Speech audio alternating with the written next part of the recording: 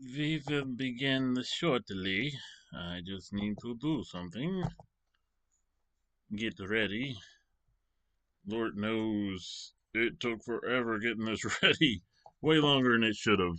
Like, I thought we were going to go live early. We went live late as if. Sometimes it's just the way life is, yeah, you know what I'm saying? Do you?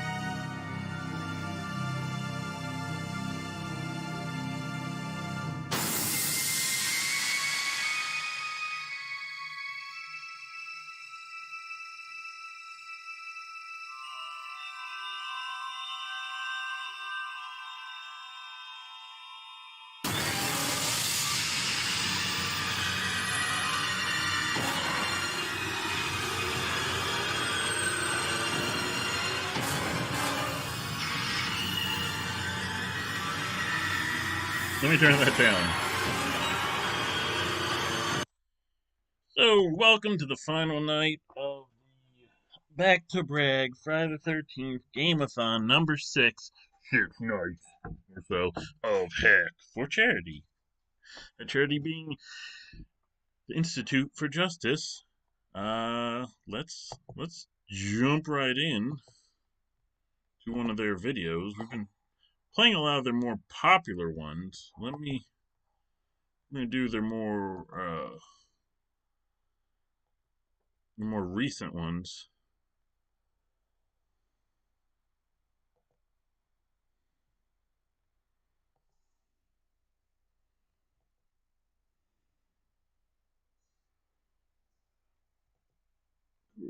As always, I'm sure I gotta redo the window. I never remember to do the window pre.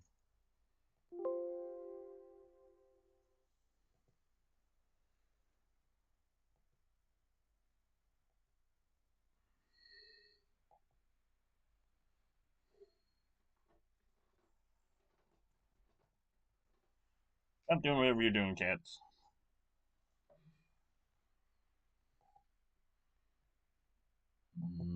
And there we go.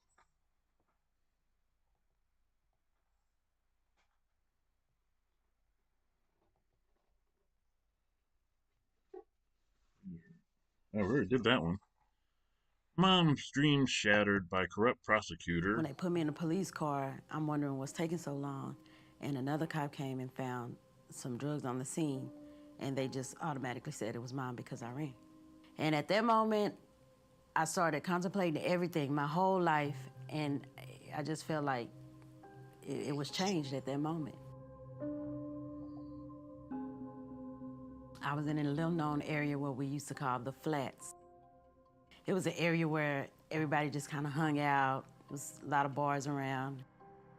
And that area, you know, it was a high drug area. It was a lot of cops there all the time. Irma was spending time with friends in Midland, Texas, when she was approached by officers for no reason. She didn't know who the officers were or what they wanted, so she ran.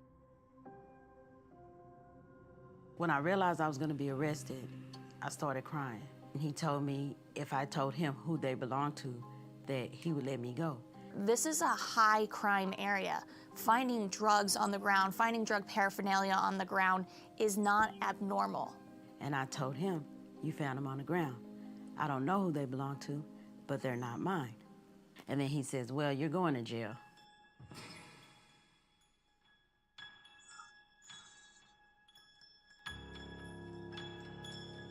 I went to trial, and I ended up taking it all the way. I said, if I accept the probation, I'm admitting guilt to this possession of a controlled substance. And I said no.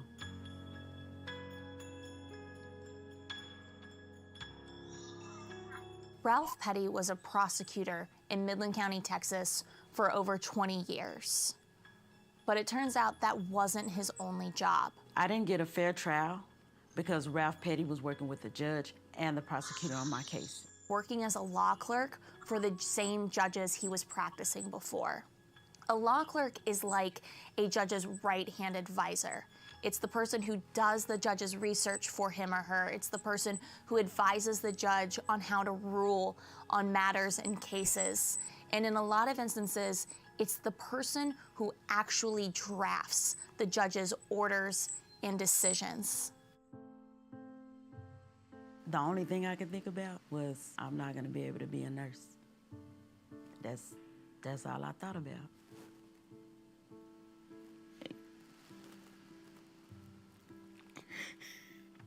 Because that's all that I wanted to do. I was already working as a certified nurse's assistant in a nursing home.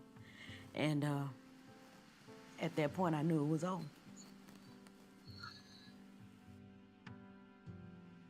If that night would have never happened, I can tell you right now, I would already be a registered nurse, probably working on my nurse practitioner's license.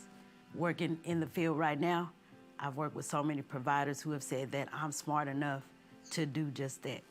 And I believe them. because I'm really good at what I do.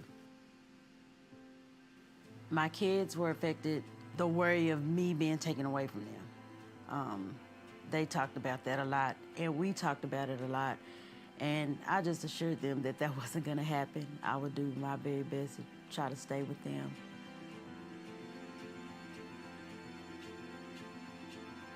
So when we're talking about Ralph Petty working as a prosecutor and as a law clerk, we're talking about the prosecutor also working basically as a judge in his own cases. And over the course of 20 years, Petty did this in more than 300 cases. And to take advantage of that by playing both sides, it was just not fair at all. It's not fair. The current district attorney for Midland County has sent letters to the people who were impacted by Petty's misconduct and confessed that what happened here was improper. There was a violation. I was angry about it for a long time. They just continue to live life while we're over here struggling, and this type of injustice should not be happening to anyone.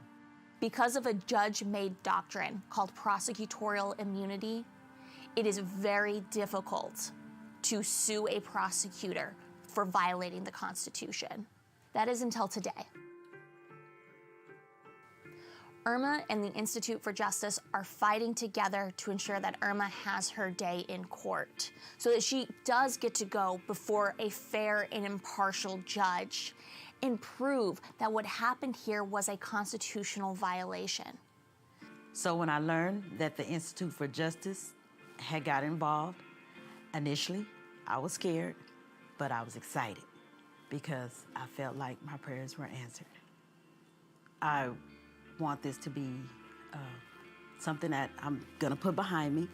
It's gonna be over, and then I'm gonna start working towards the things that I have been wanting to work towards since I was 9 years old. Prosecutors are not above the law. Counties are not above the law. Judges are not above the law. And we are asking the court to declare that. I am innocent, and I've spent 20 years of my life paying for a crime that I did not commit.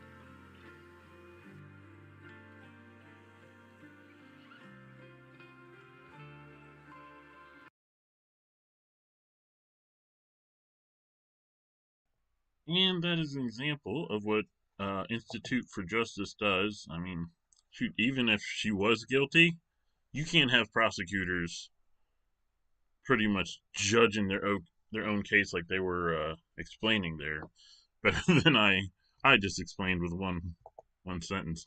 But yeah, let's watch one more real quick. Let me go back to their list of. A woman is suing the city of Lakeway after the city denied her request to continue running her home daycare.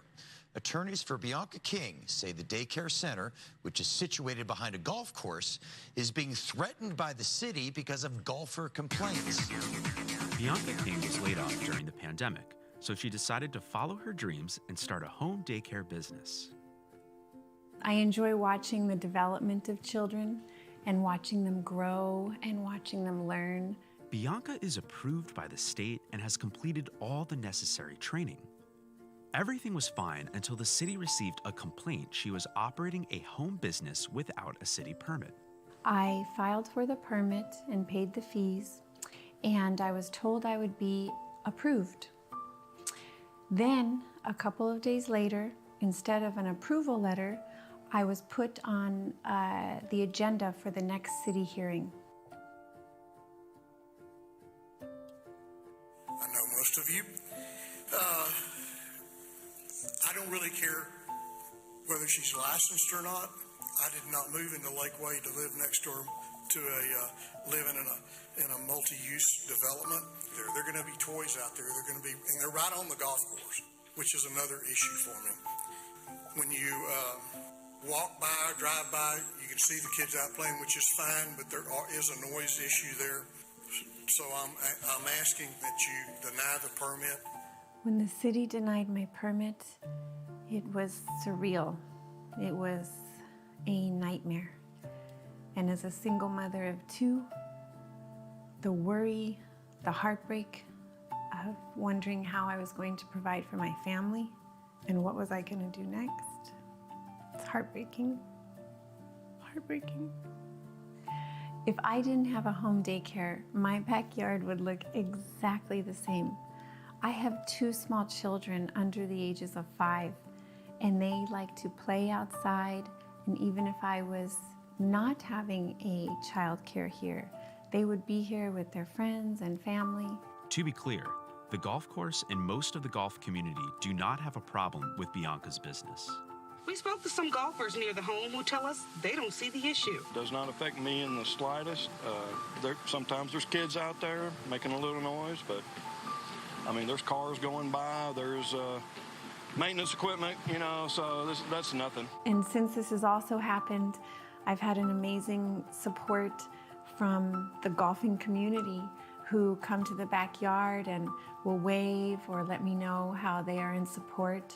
In addition to a home daycare, Lakeway's burdensome zoning laws ban all types of home businesses, including incredibly common ones like tutoring, music lessons, and home baking. These laws have nothing to do with protecting safety or preventing nuisance. If I have to close my home daycare, I will be forced to move out of my house and relocate my family. I never thought running a small daycare from my house could cause so much controversy. Bianca's business is protected by the Texas Supreme Court's groundbreaking decision in Patel. In Patel, the court held that if the government is going to restrict a business, it needs a reason to do so, and there has to be evidence behind that reason. It can't just arbitrarily shut you down. But that's exactly what the city of Lakeway is doing to Bianca. Bianca's business is completely harmless, but the city is trying to shut her down anyway. That's why we sued in Texas state court. It's been amazing how, since all this has happened, how many mothers and families have reached out to me and said, what can we do? Who can we call? How do we keep you open? And they say, oh my gosh, you know, we need your services. We don't know what we'll do if you close. And it really brings home to me how important this is and why I'm doing this.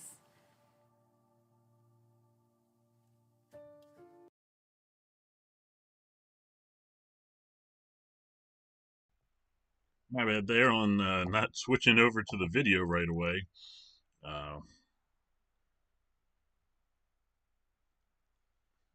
It happens. So, really interesting. Right now, over on the Twitch channel, LA is also streaming to, you know, try to raise money.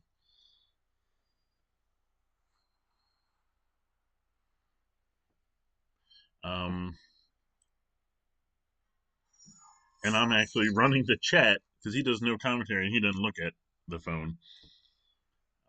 That video of that stream will be on Bac2Bragg Gaming very short, or you know, soon. Either soon as he's done, if I'm still up when he's done, or tomorrow morning. But let's get into what we're playing on this channel.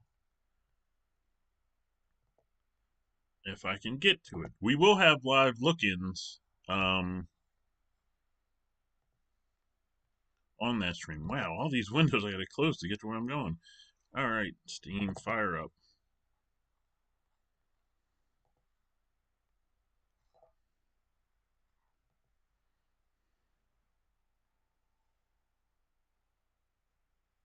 Oh, game capture's already on. Well, let's shrink me down.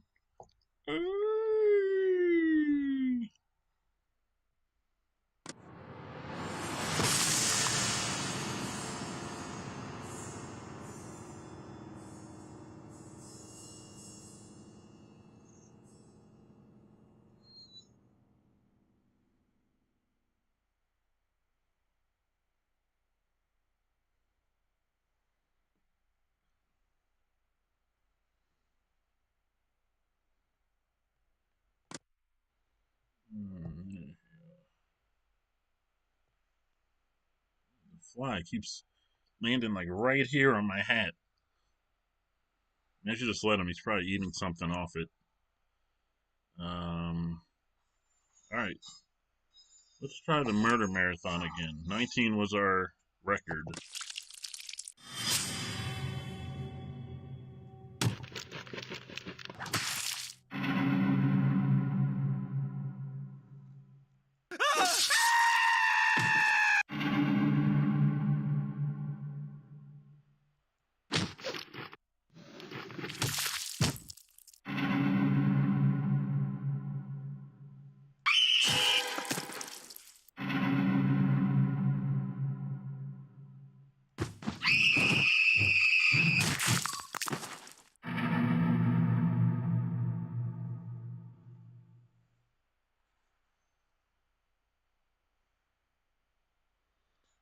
Now I'm conversating with at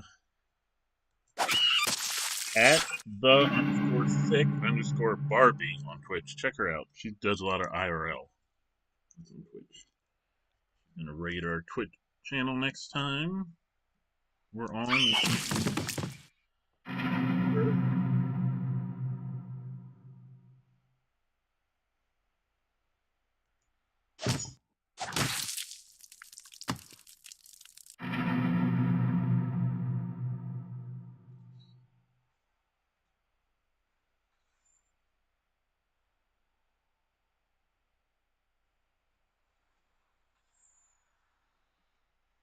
Okay, back to that. I will try not to be too distracted juggling two screens at one time.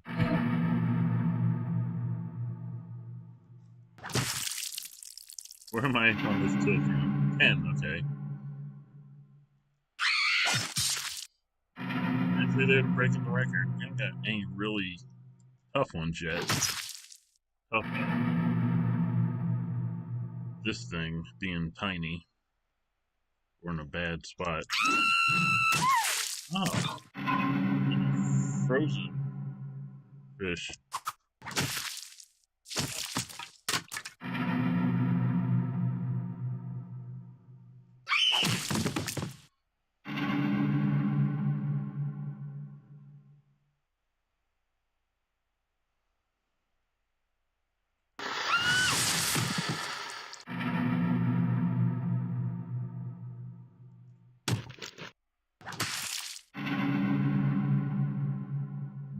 First tough one. So close. Missed. Alright.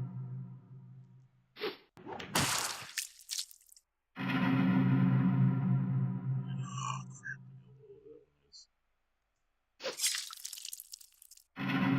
End it up.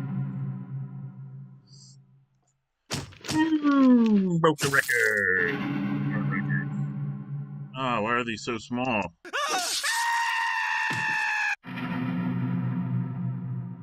Stop being so small.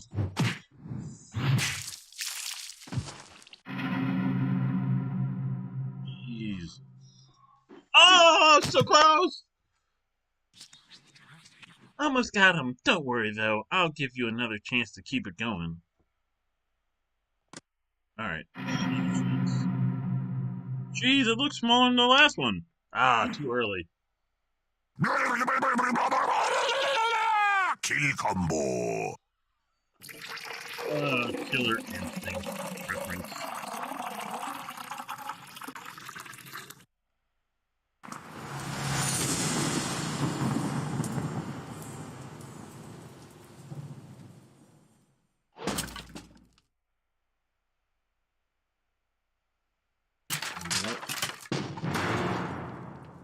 Didn't I already have Butcher Jason?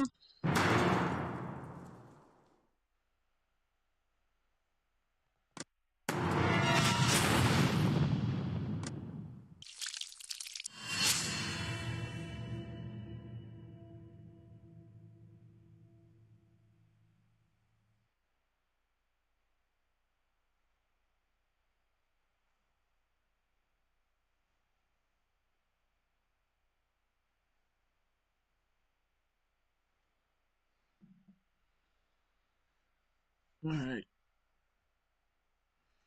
Go back to the daily death.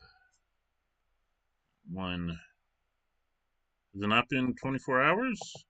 Oh. Yeah, because I started the stream after midnight. It's still that. So I guess I gotta wait a little bit.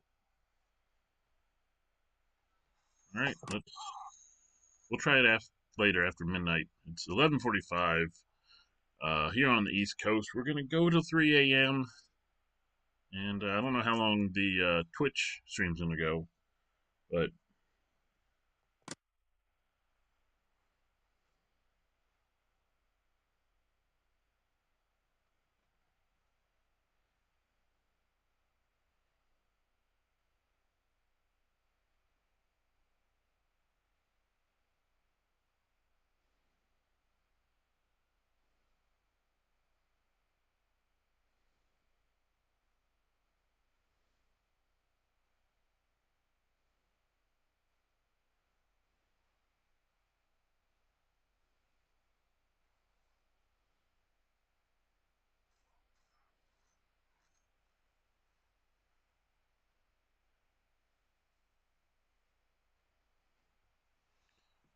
level select. Uber Jason, of course.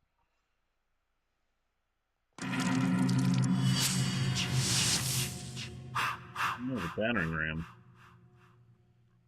Alright. Is there a switch to turn that off? Okay.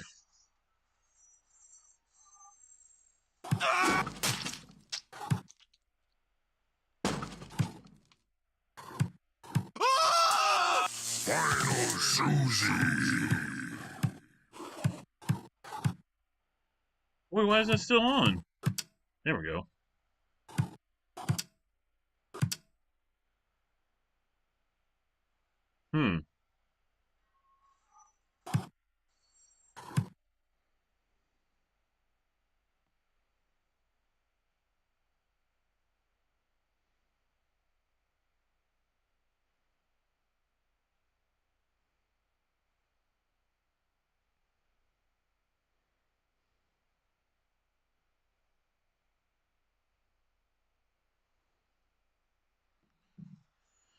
Okay.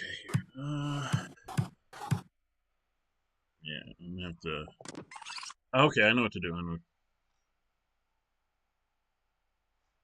No, I don't know what to do.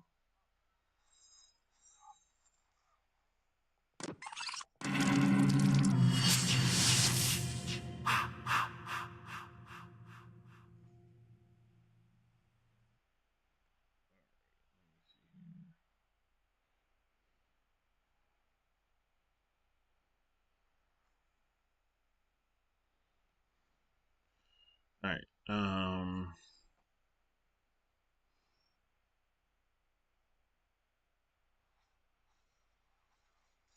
I gotta turn that off. I gotta turn off for this.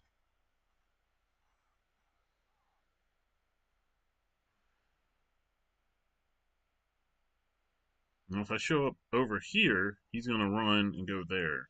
There's no way to get over there unless I scare this guy, which is possible. Uh,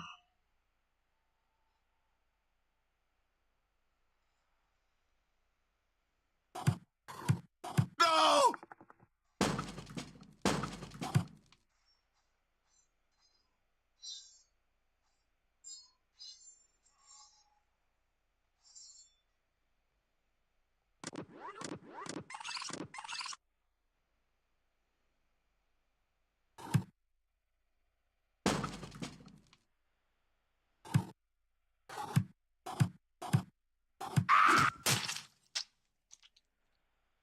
Alright, that didn't work.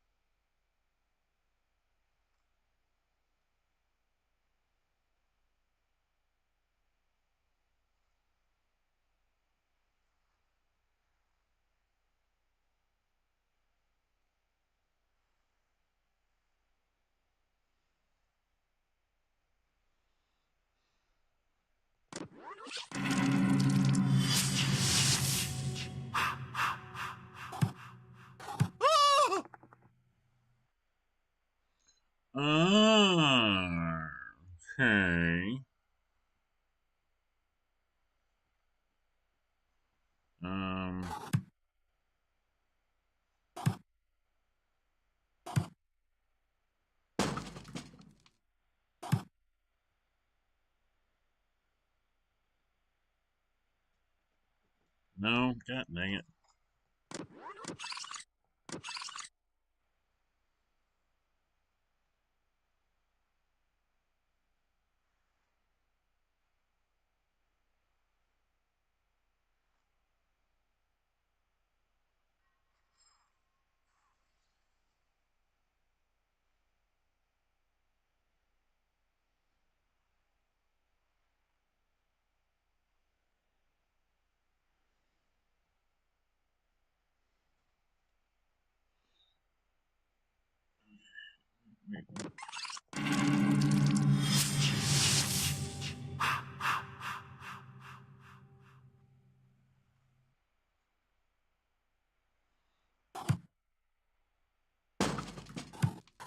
Okay.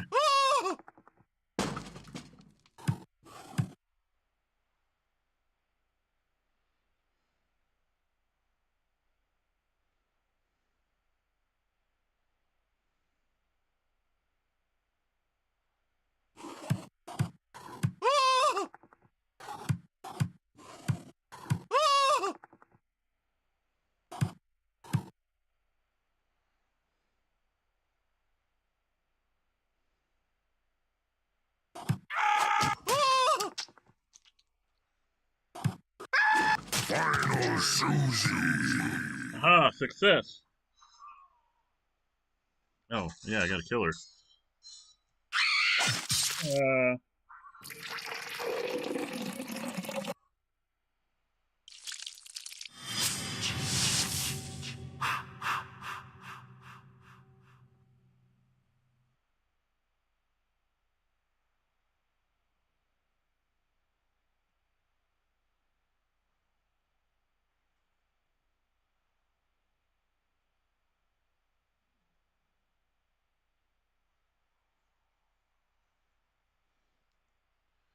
Alright. Okay. I guess those are it's like a fire pit.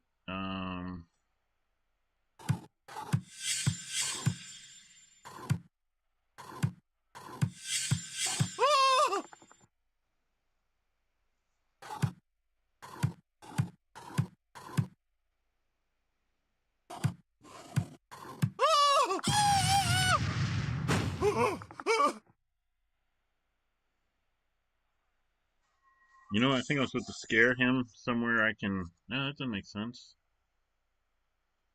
How am I going to get in there?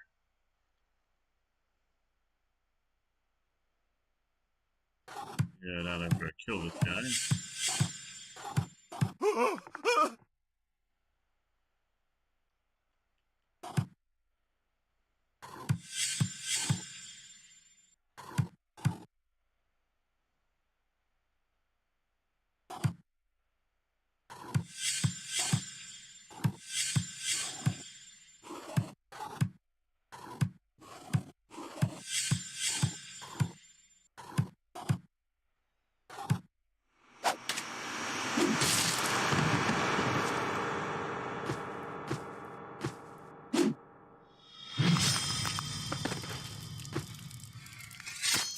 Jeez. Final blow.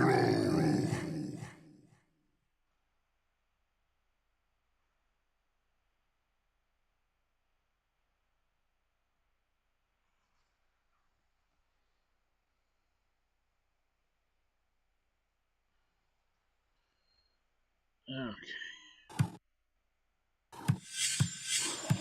Alright, there's... Quickly...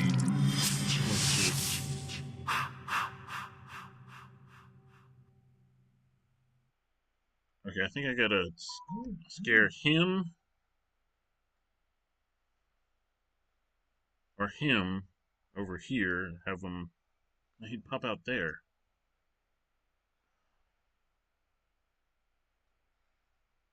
Man, this one's...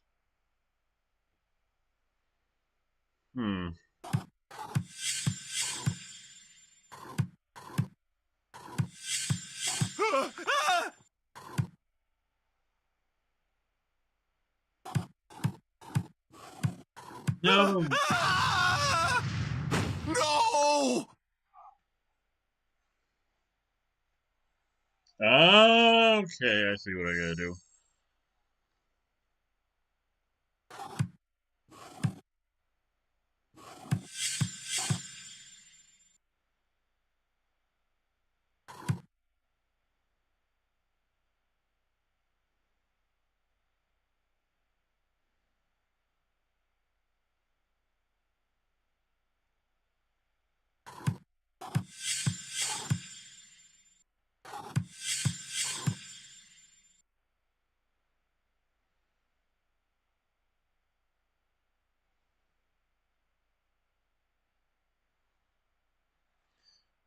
I see what I gotta do. I'm just trying to figure out if I can do it.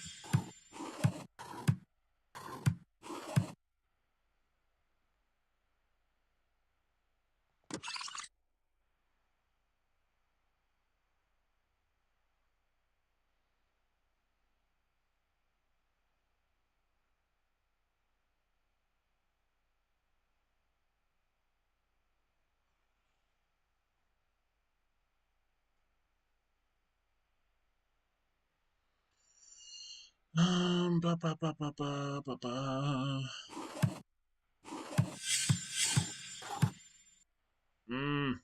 Okay. Aha.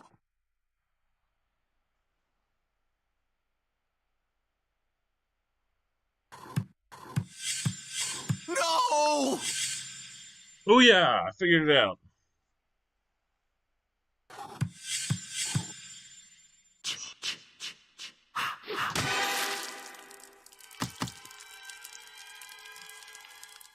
Final blow.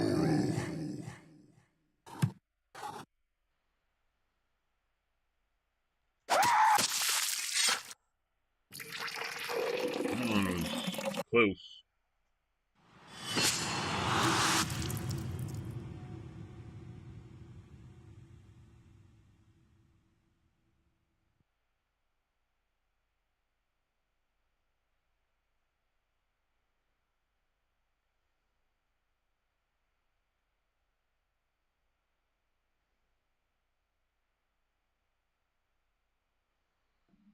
I'm trying to sell me stuff.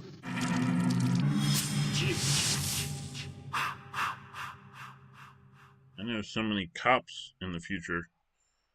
Alrighty. Wow. Geez, this has so much. Are those landmines?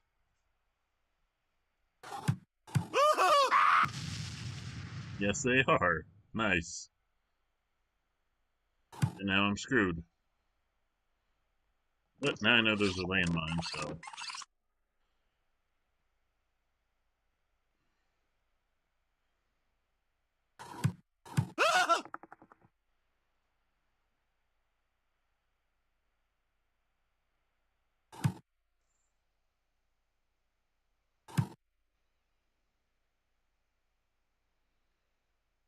Hmm.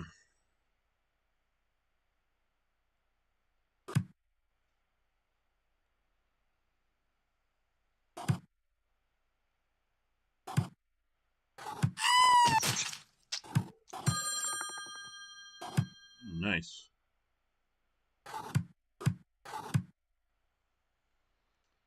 Ready?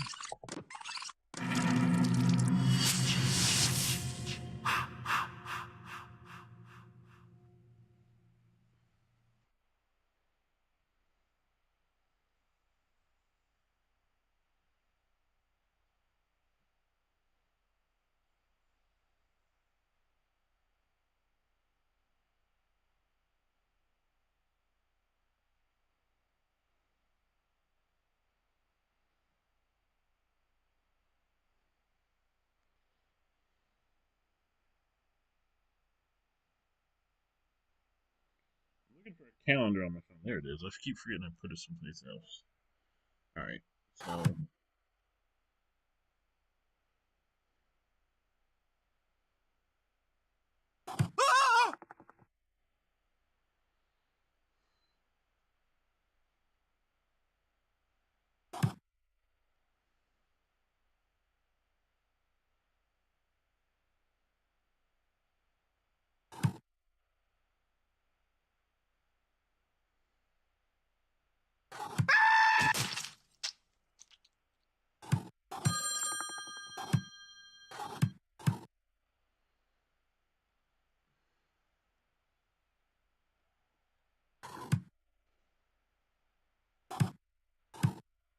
Alright, this is confusing.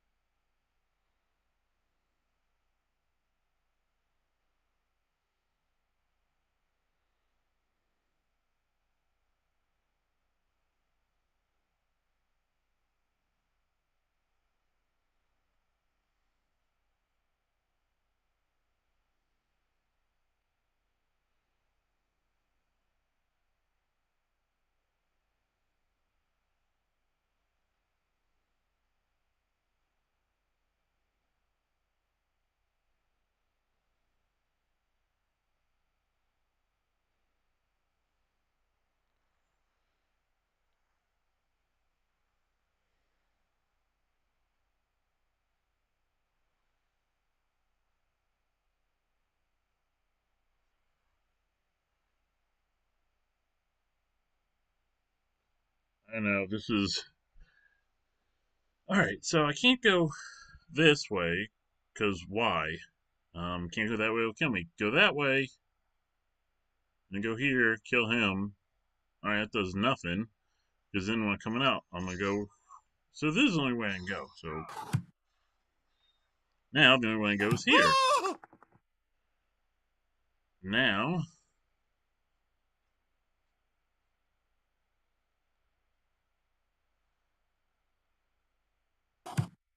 Oh. Duh.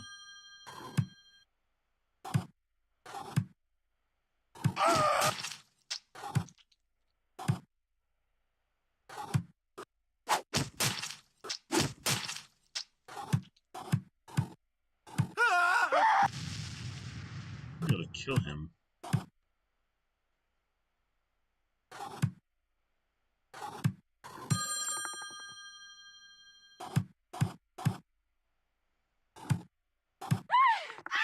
I had to scare her into the mine, or then if I would have just killed her there, that mine would have still been there, and then when I go like that, I get exploded in.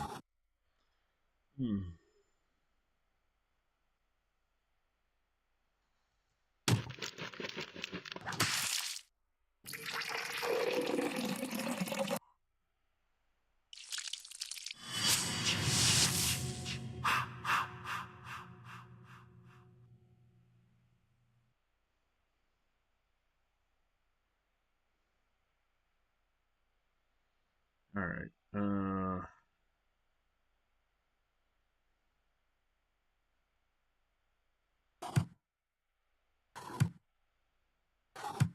No!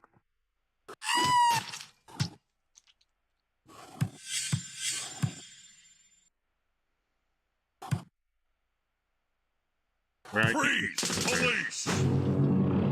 Need a reminder, I can't just kill him.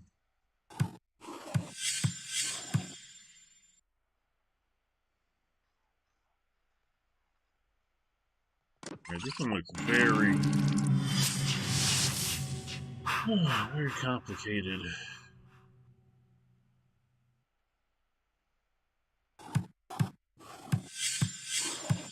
No! Who?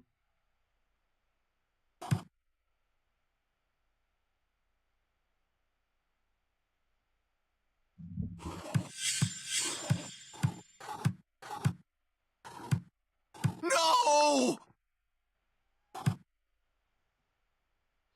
Oh, I know what to do.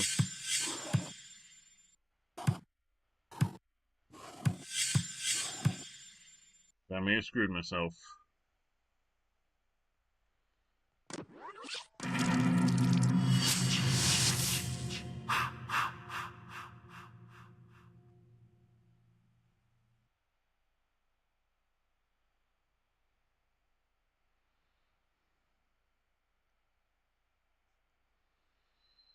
Okay.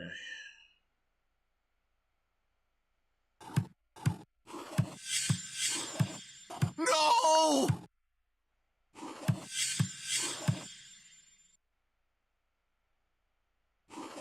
When did I leave?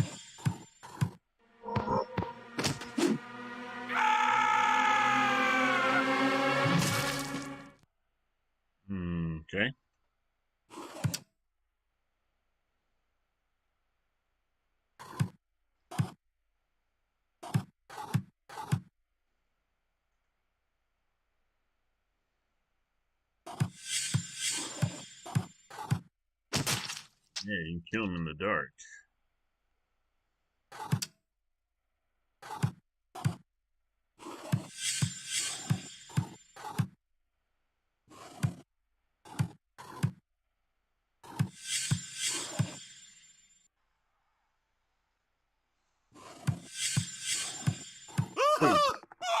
Final person.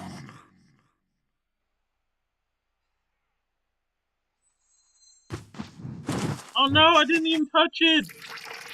I pressed the button. Like I got my finger over here. Man, that thing is super sensitive.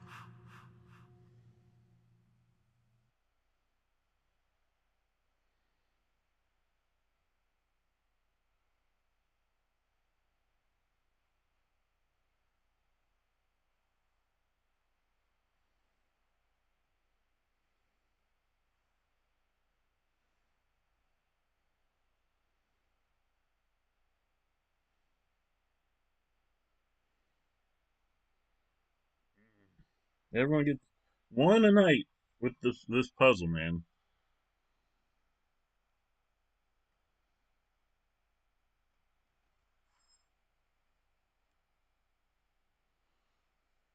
All right, man. Now, all right, I'm gonna have to scare two people into. How the heck do I do that?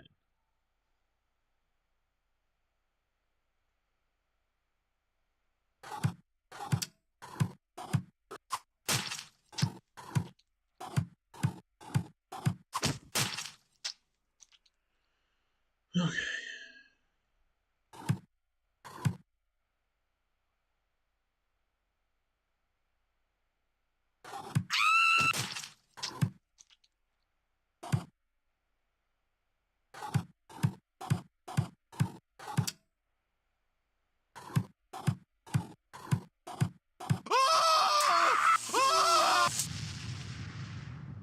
Okay.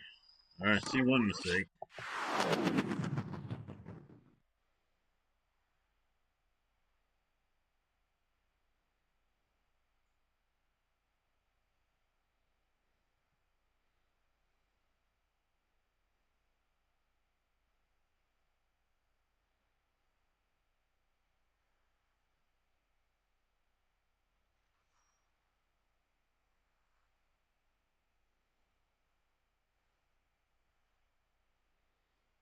All right. I think it's the last time we're doing where I have to do the chat in one channel on the Twitch, and then while I run another whole ass stream.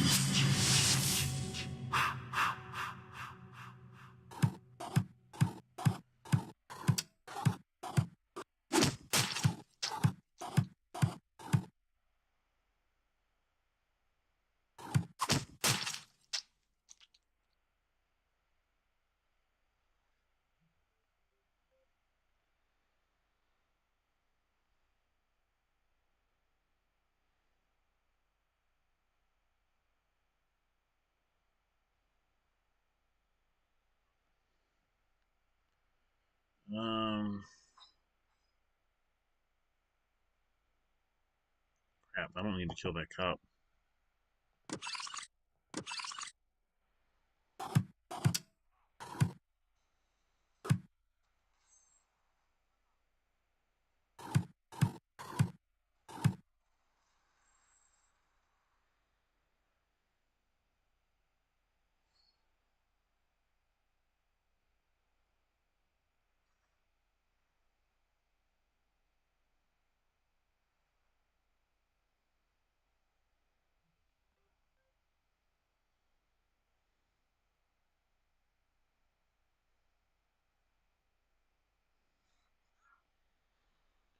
All right, so I go.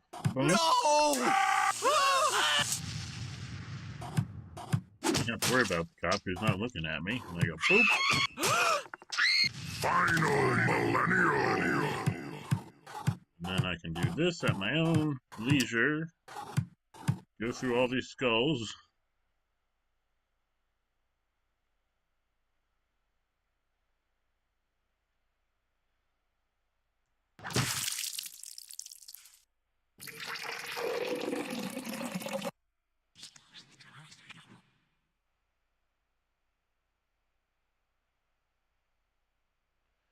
So proud of you, Jason, sweetie. Here's some bloodlust to keep you going. I'm gonna have to like ding, ding, ding, ding, ding, because now I have a personal messaging going on that I gotta talk to. So I'm doing this whole ass stream. I'm doing the chat over at Twitch, and now I'm messaging. I got a personal message I gotta deal with, or not deal with. I don't say deal with.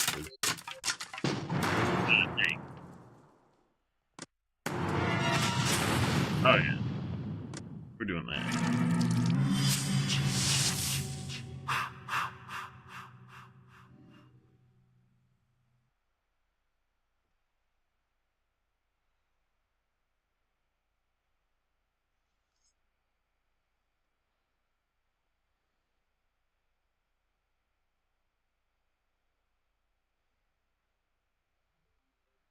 All right. All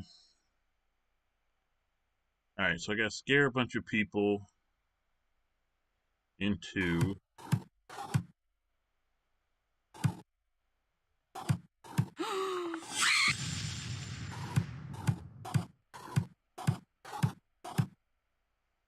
Let's see.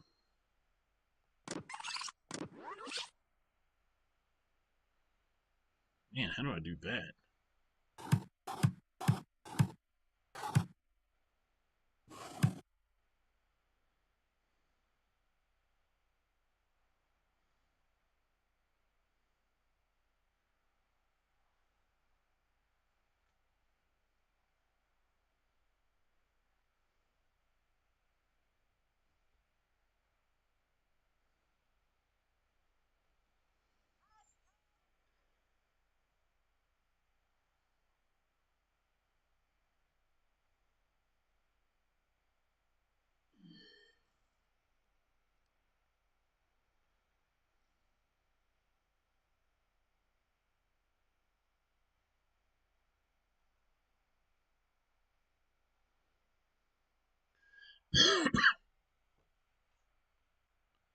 Hmm.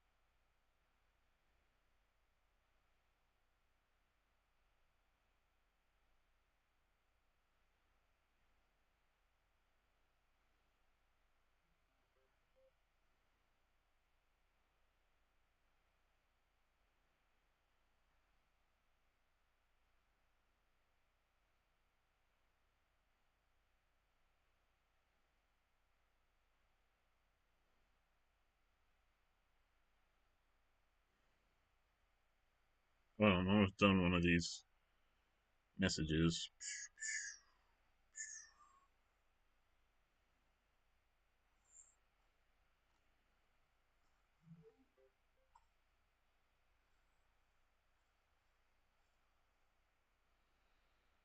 All right.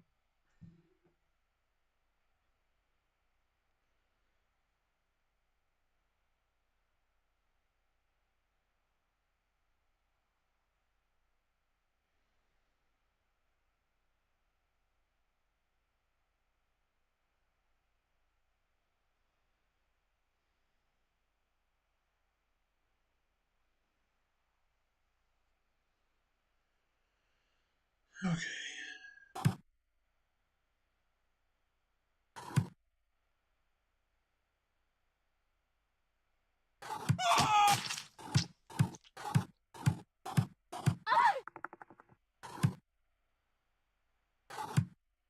Hmm.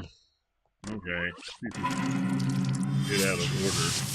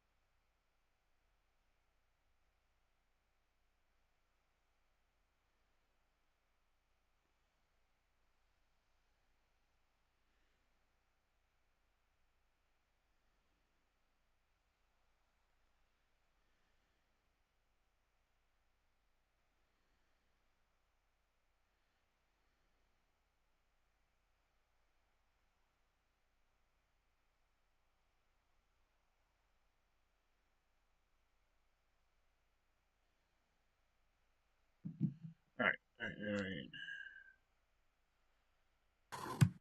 Oh, wrong button.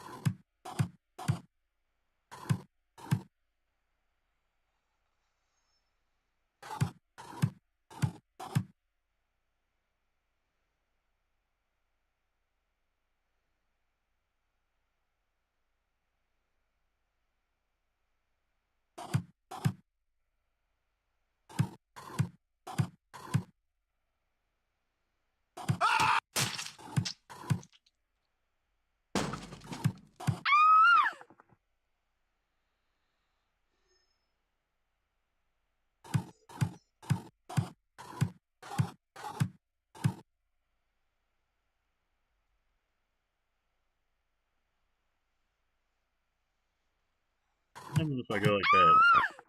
Dang it.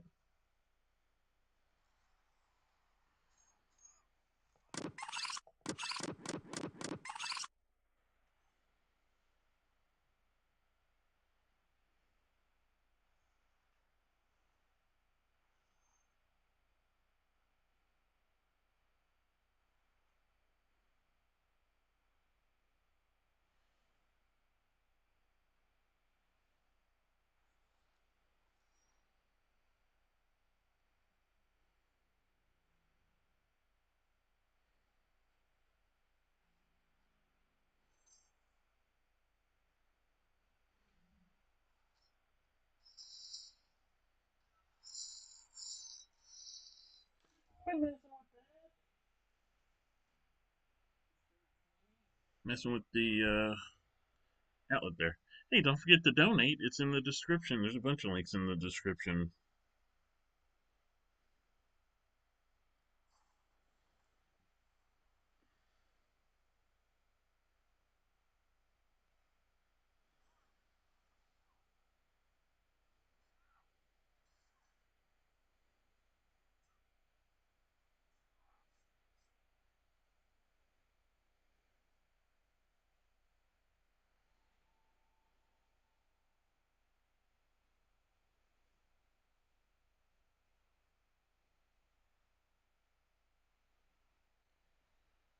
Da, da, da, da, da, da.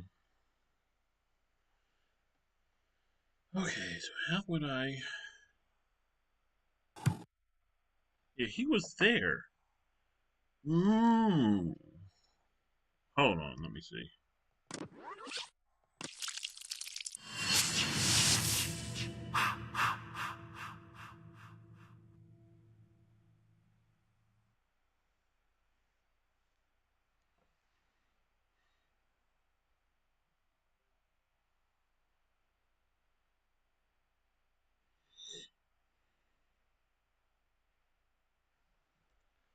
First things first, gotta scare this chick.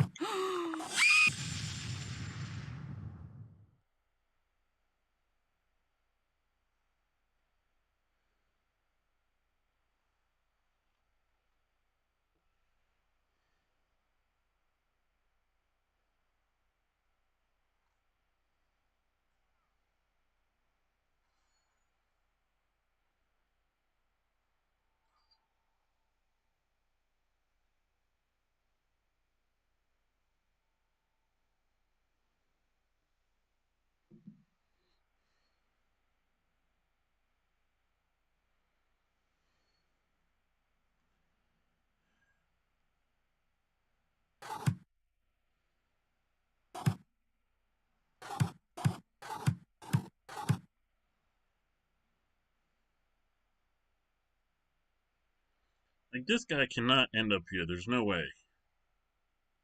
There's no way to scare him away from this edge. So these two girls have to be the landmine fight fodder. There's no way to scare him back here. Even if there was, why would I? I need...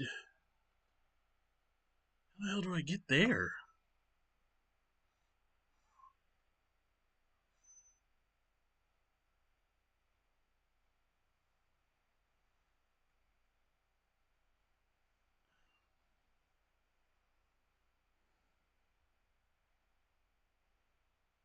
Shut up, Ma. You're not helping. I'm not taking your help.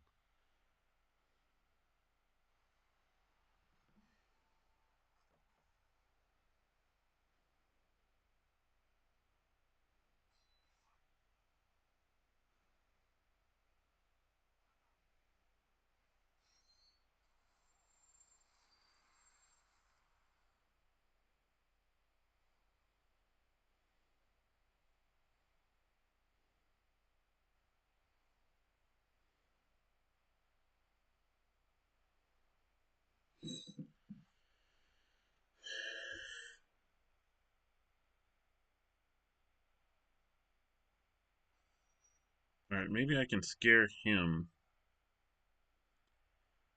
I don't know what good that would do.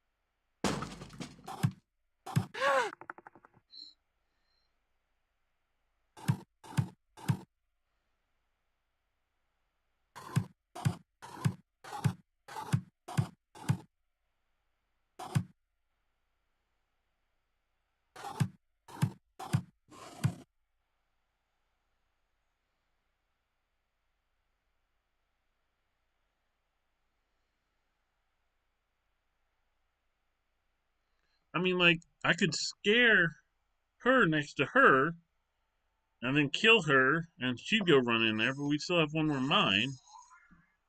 There's no way this guy can go into the mine. He can only go up and down here.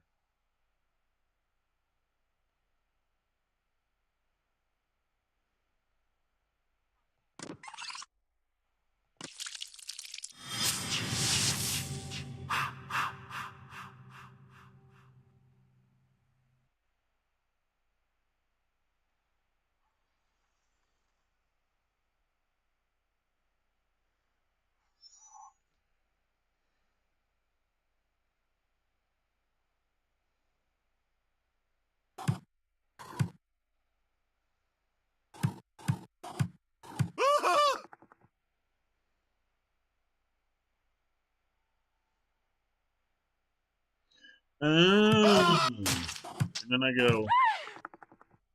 I forgot to.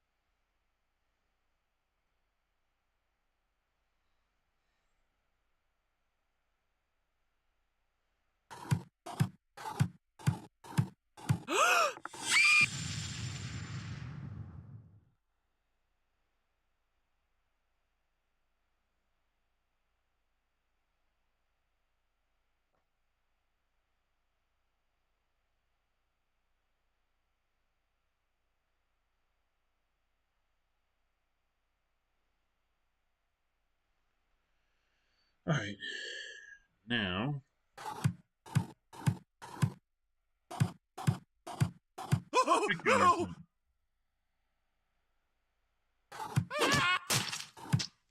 Hey.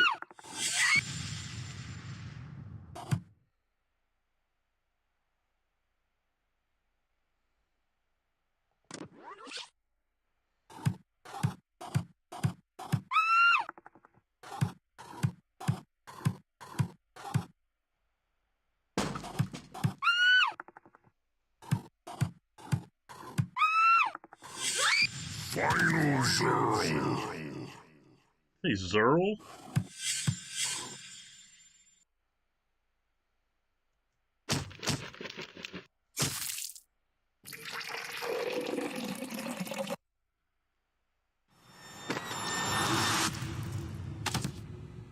Quit trying to sell me stuff.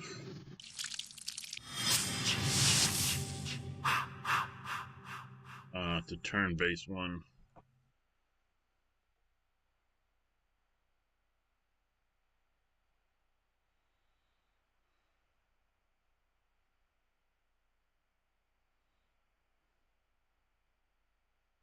Okay. One.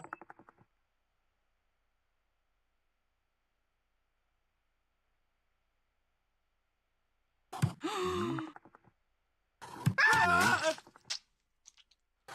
No!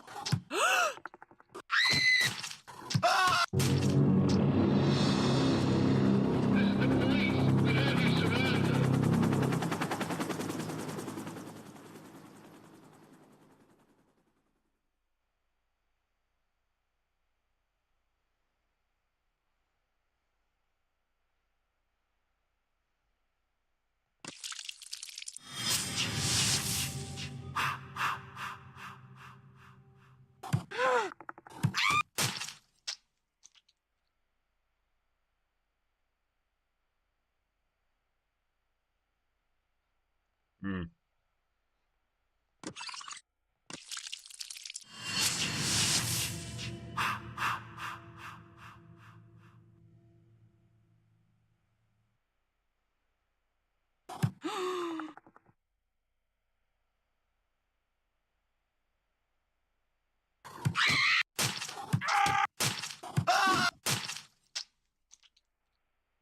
Hmm.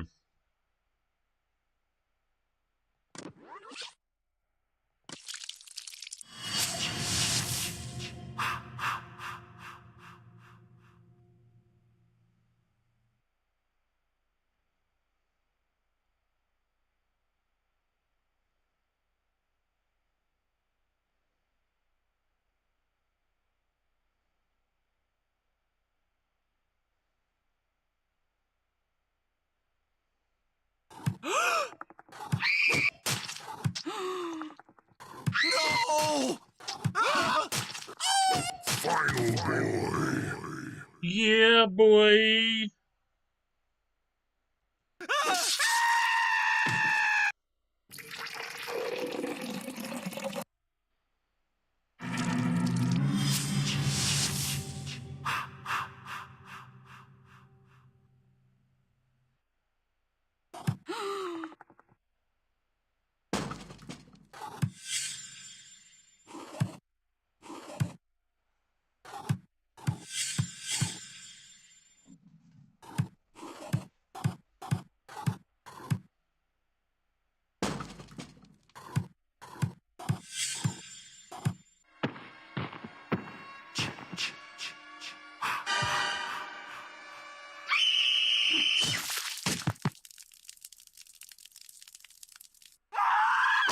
Final nerd.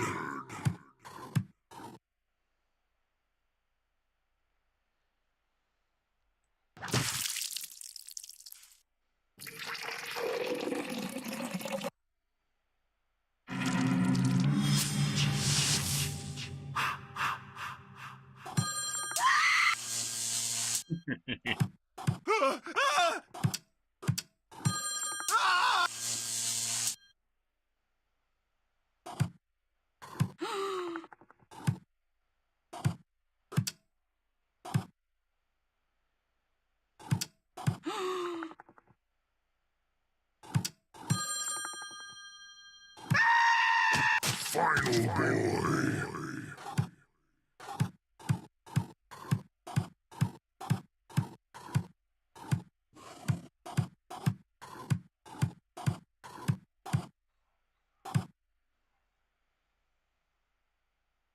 Hmm.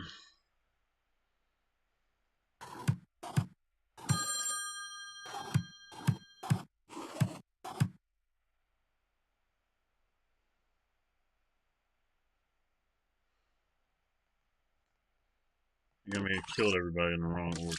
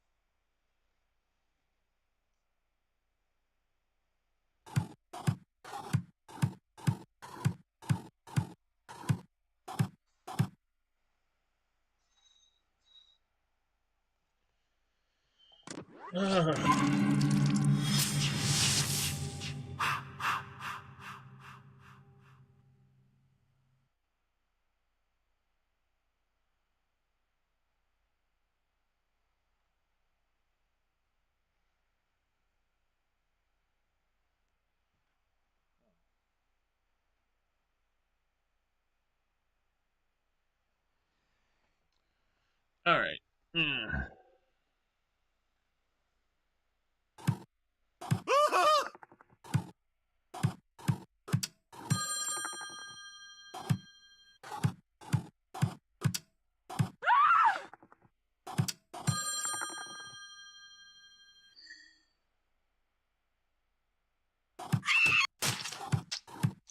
It's a shame the triple phone call kill.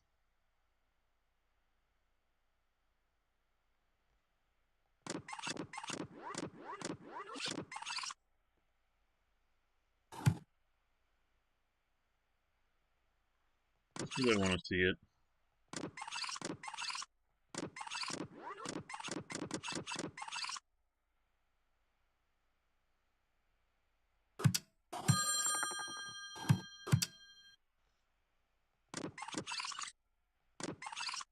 There we go.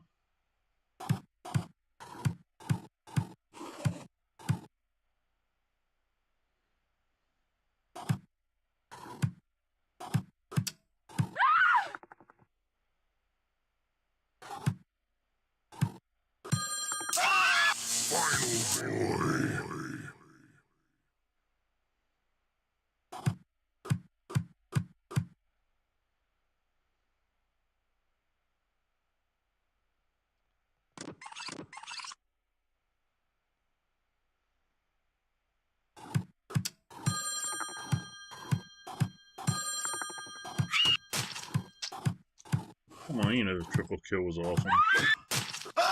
Final boy.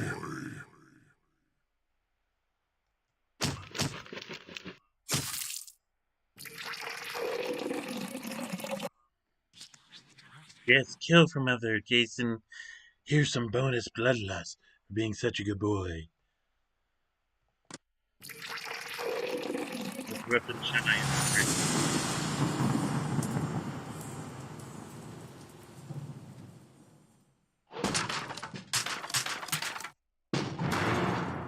Power drill. Brass knuckles. Let me use the paragraph.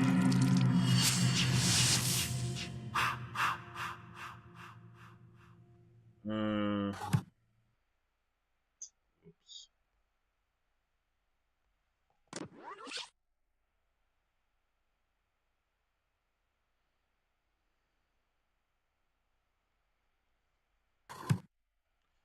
Why do I keep doing that?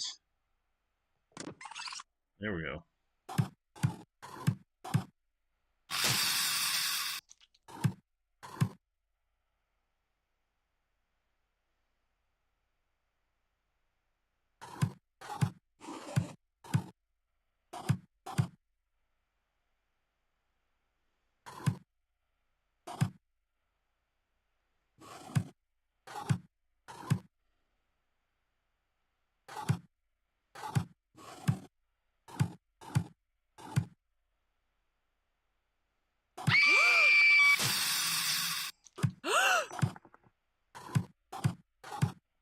Freeze! Police!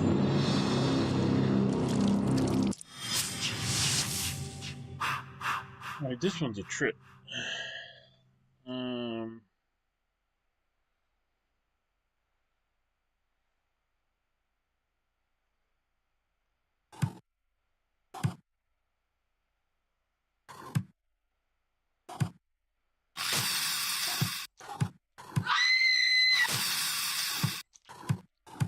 No!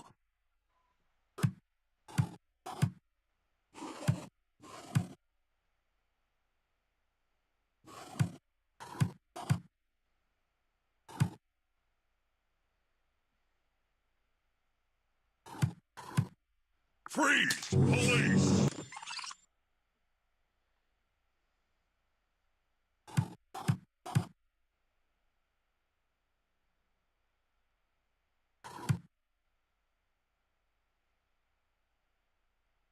No!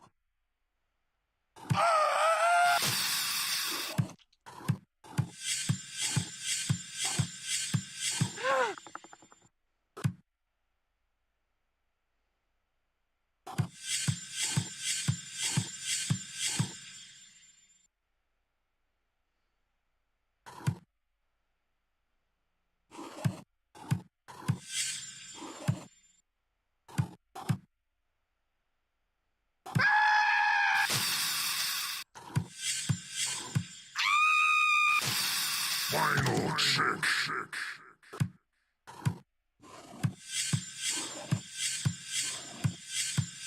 Stop right there!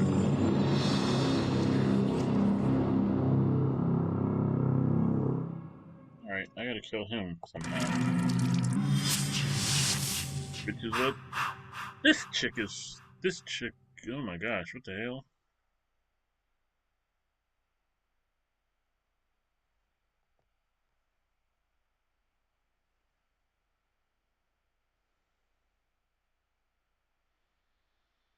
Alright.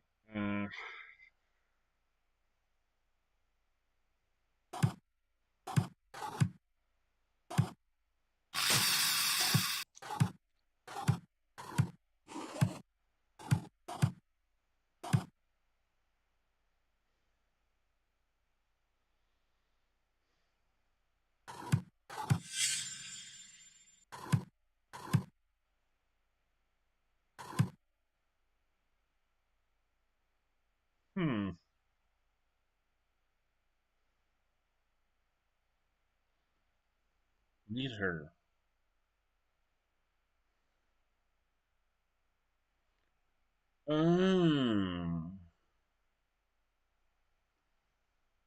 Okay. How would I go about doing that?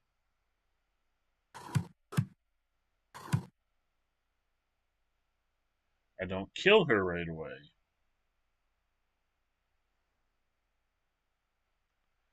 Alright. Now.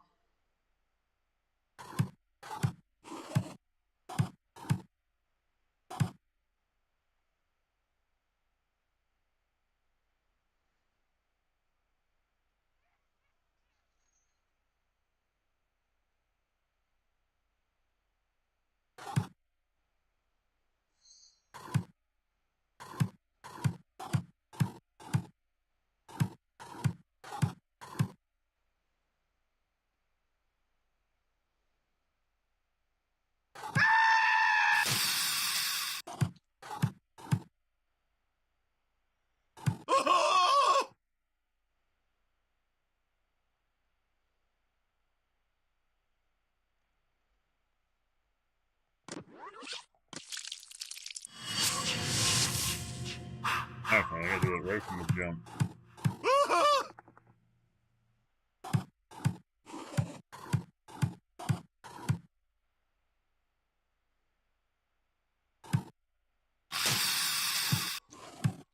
No! Freeze, scumbag! Yeah, scumbag! Rude for you to assume that.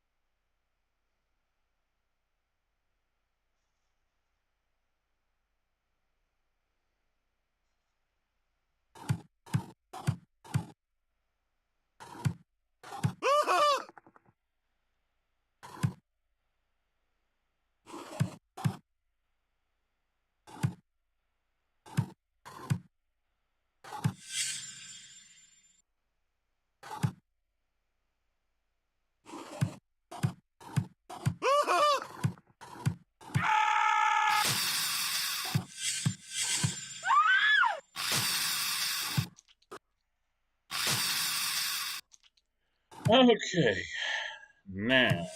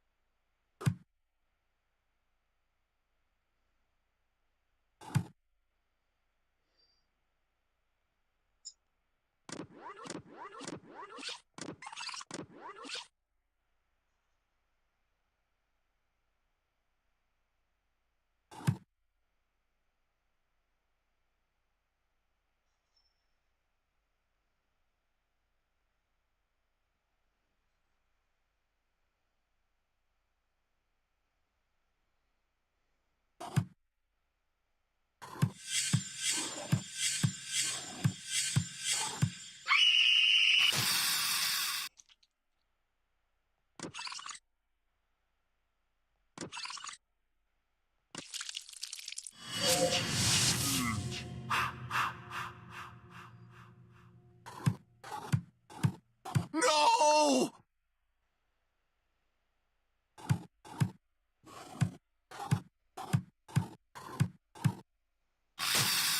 No! No!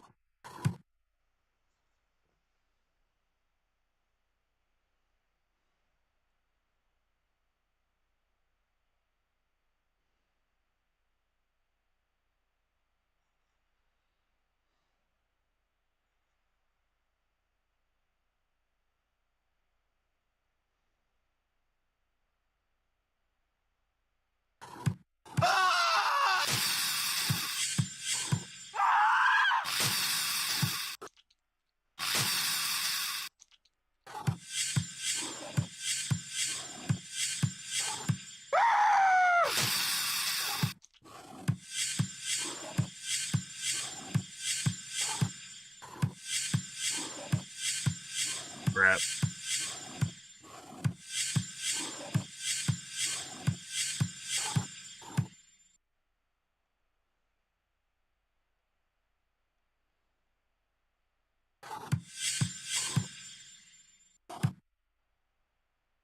Mm.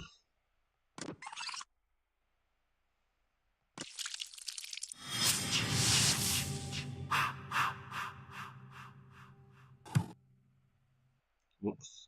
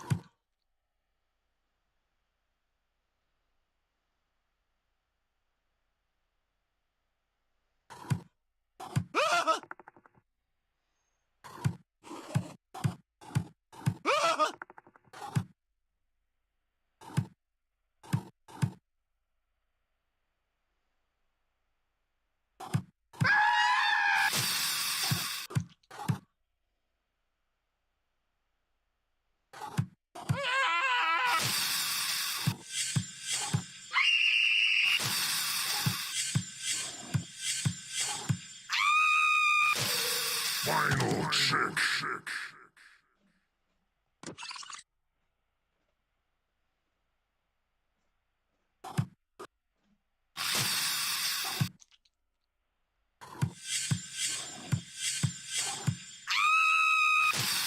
Final check.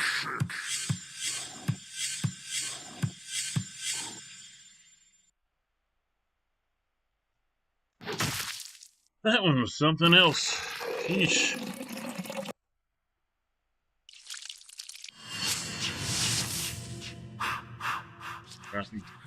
I'm about ready to get off this spaceship, Jason.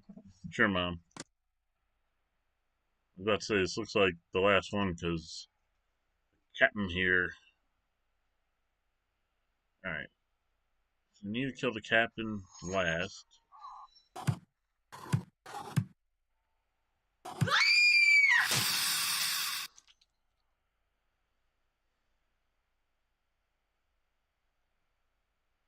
Alright, no, I messed up.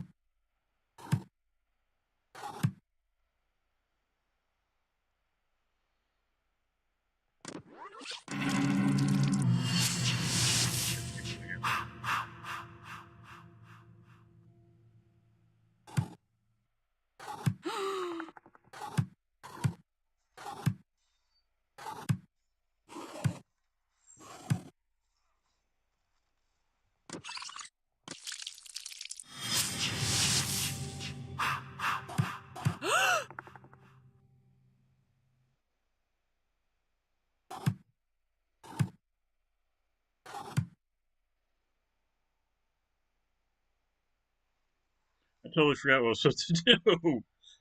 Oh, okay. I remember.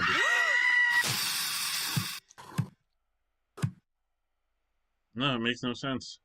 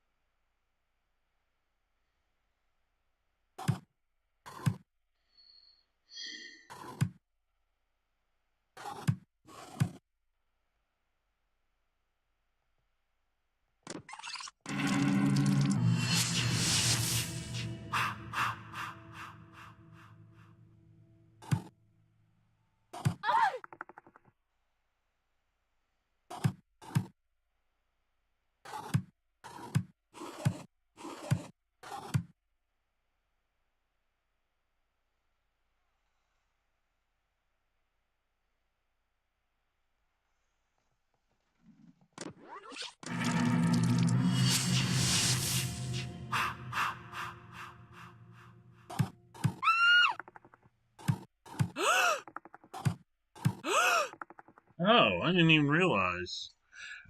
A D. Hmm.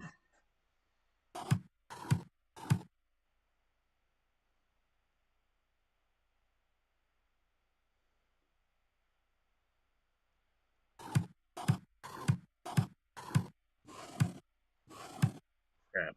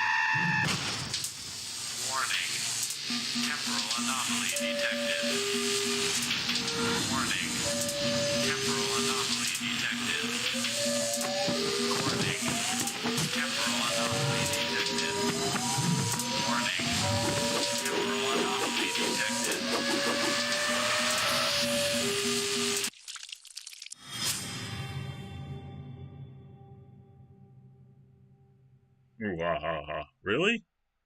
Because I got like another 2 hours to fill.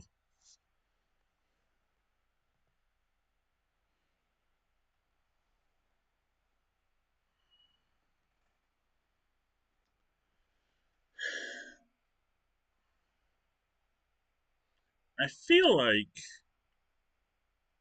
there's going to be something after the credits. If I would have done something different, there'd been another level.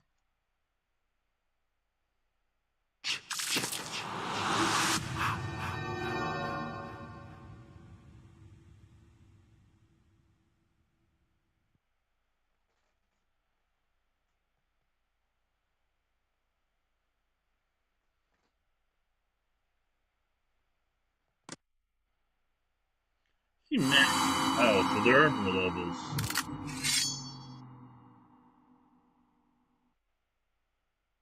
Okay, cool. So there is more. But what are we gonna do now? Let's spin the wheel. I don't really have a wheel, but I have a thing I'm supposed to look at.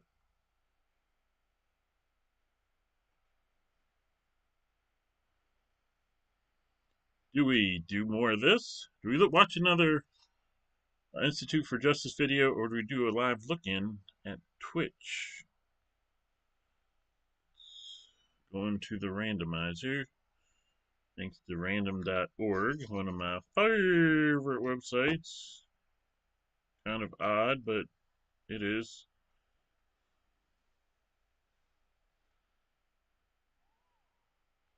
And it is saying do more puzzle game.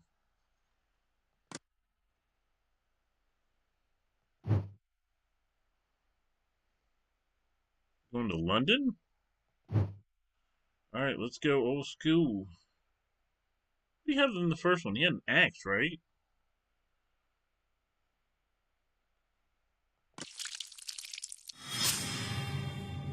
I knew it was New Jersey! I knew it!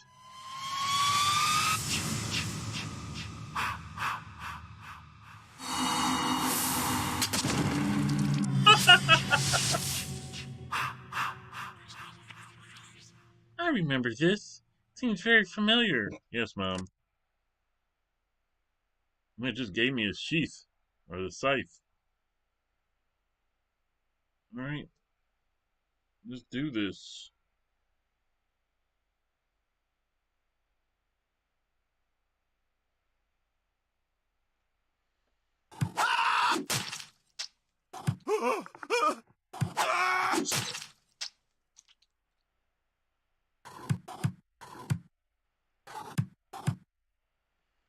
I done messed it up all. Oh, what is that? I feel like that's like future stuff that came. Oh yeah, mines that came from the past or from the future, from the multiverse.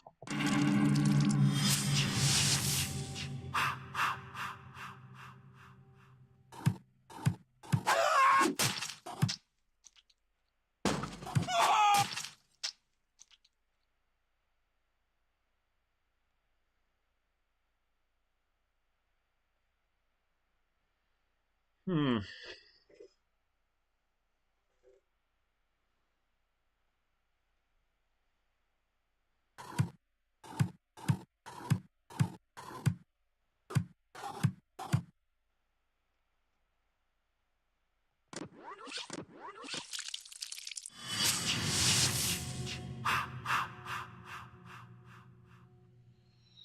Hmm.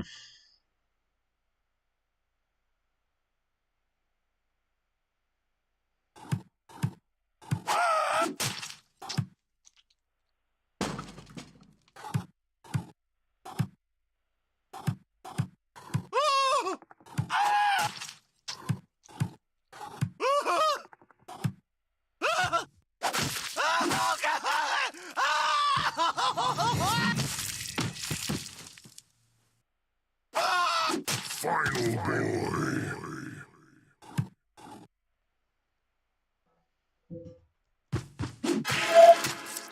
How do I kill somebody with a sheath? Right? And a sheath.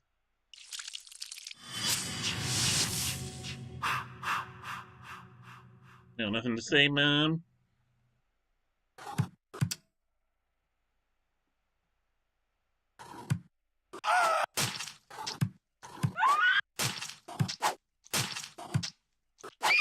Final girl. I needed that one girl. Oh god, I need him.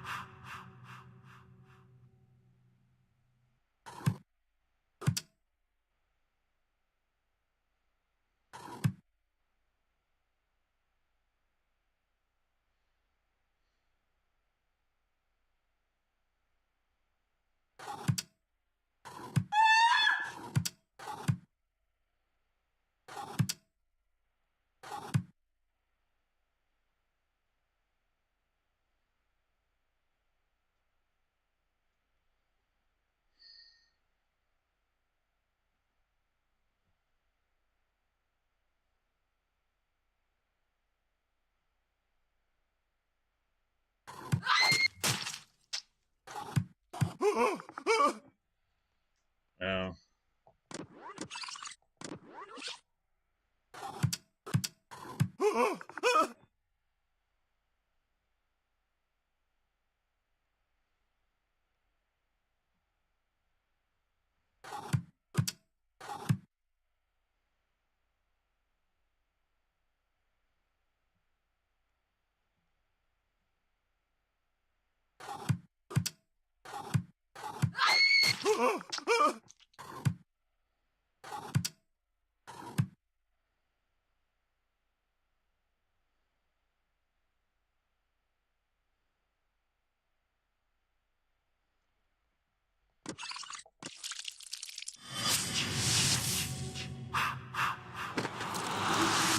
Oh my, chilling your stuff on me.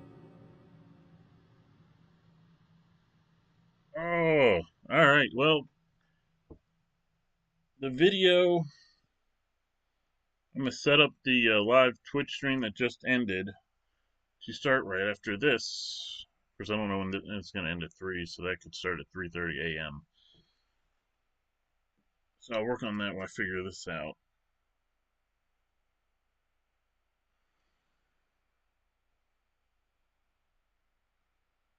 Uh,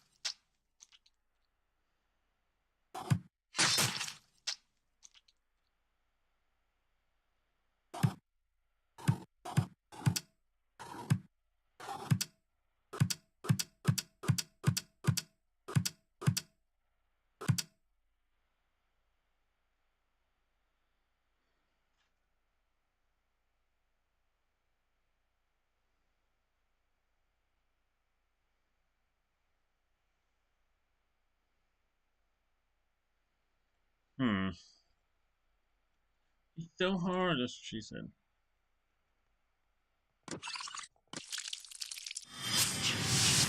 Oh.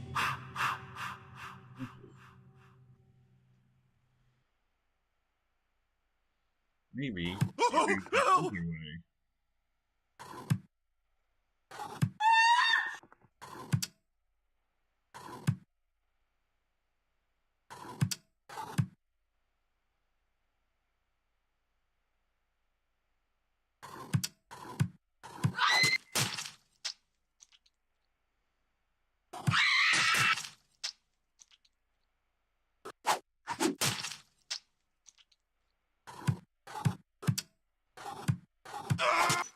Final girl.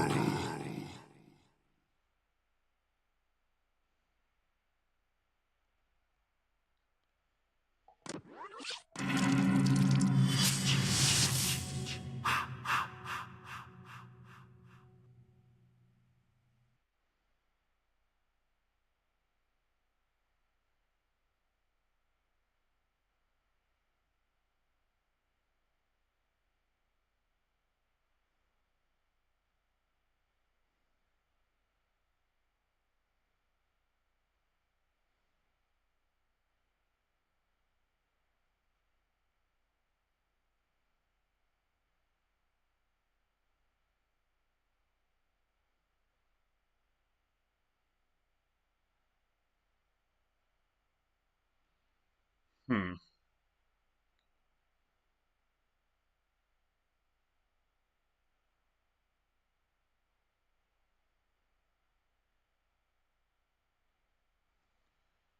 You're an island. I'm an ocean. Something, something, something. I don't know.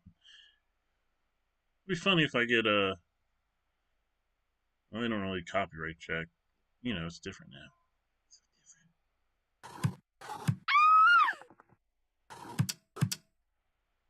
No!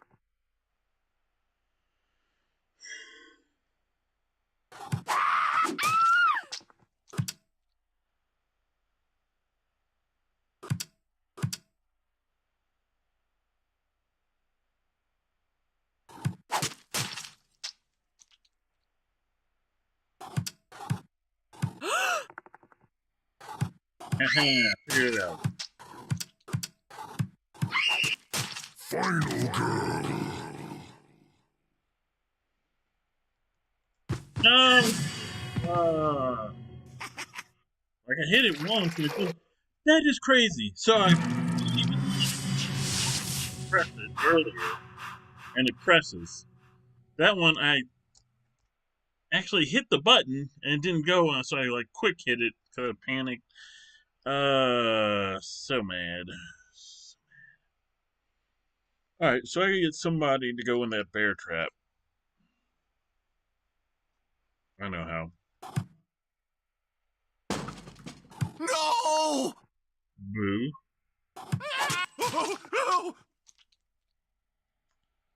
That was the wrong move.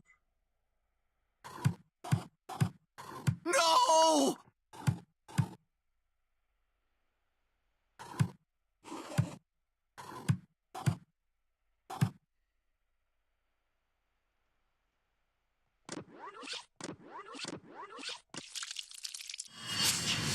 Try that again.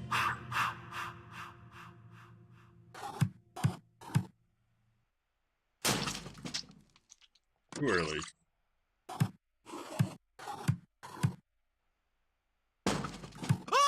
You?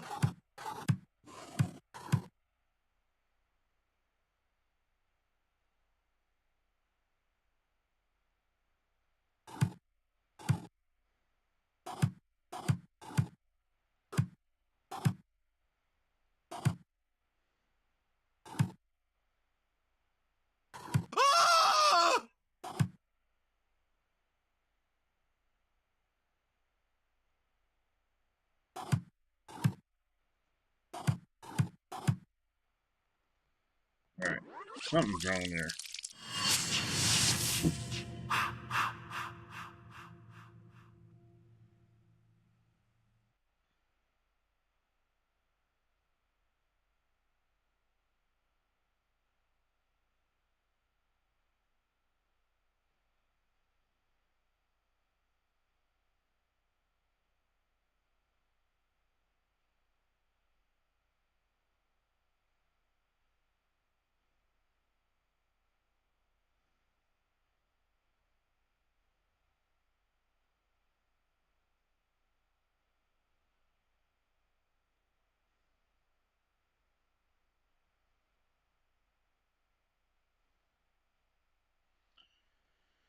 Okay.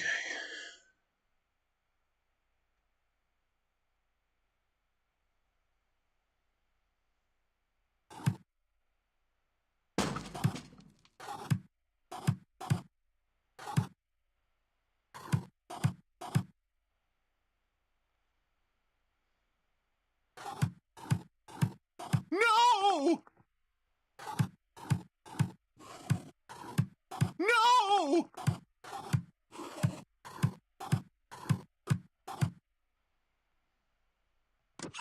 It's harder than it looks.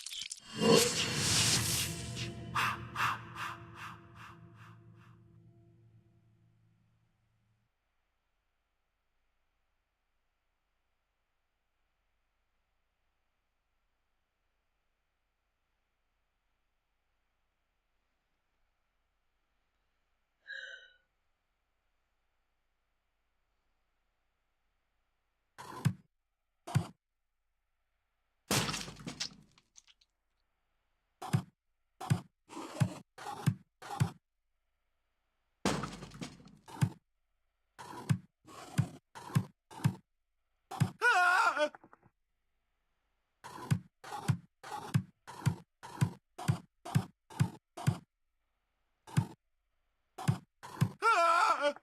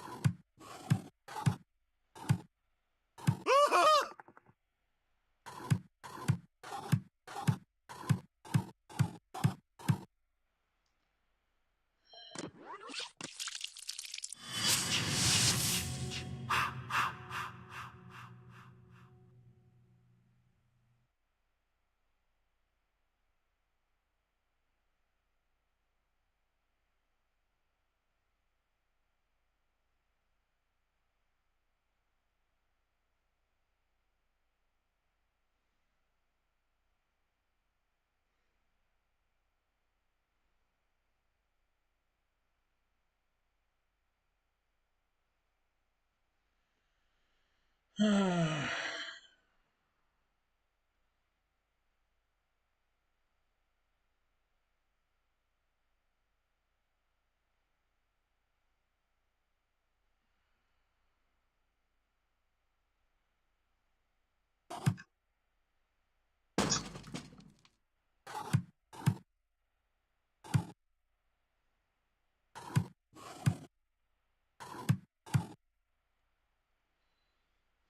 Okay.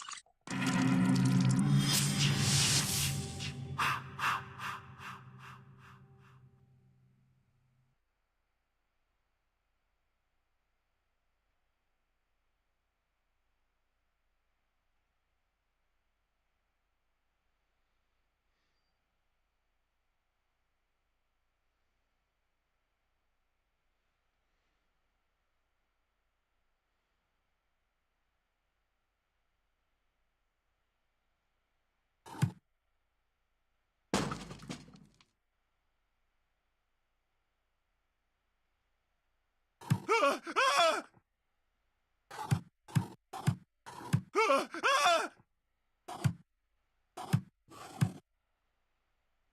what in the flippity did?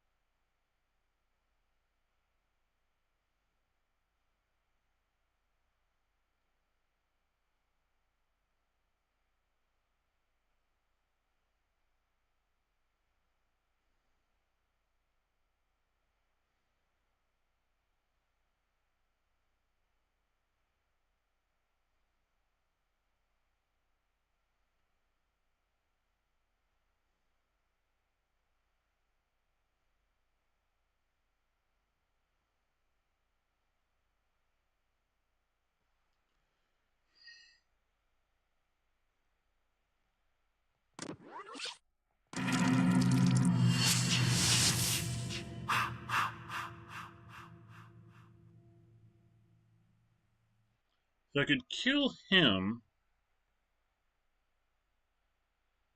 with this, but what would that do?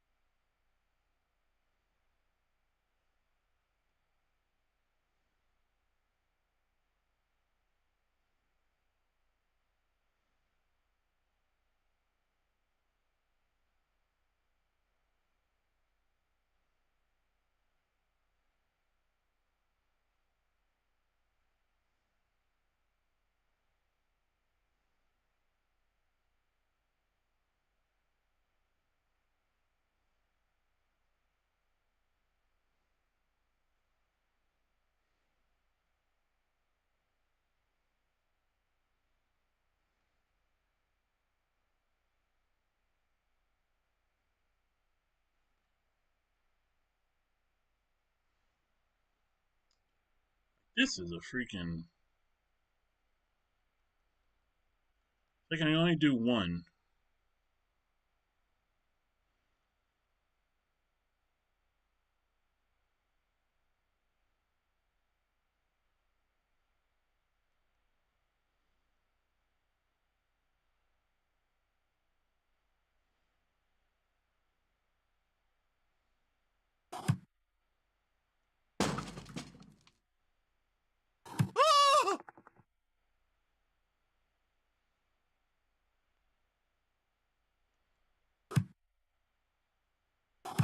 No!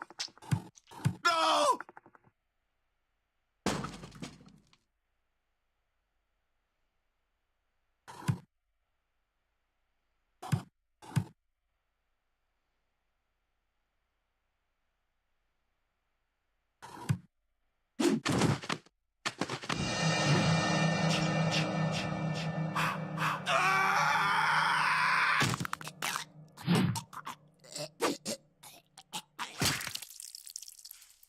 Final boy.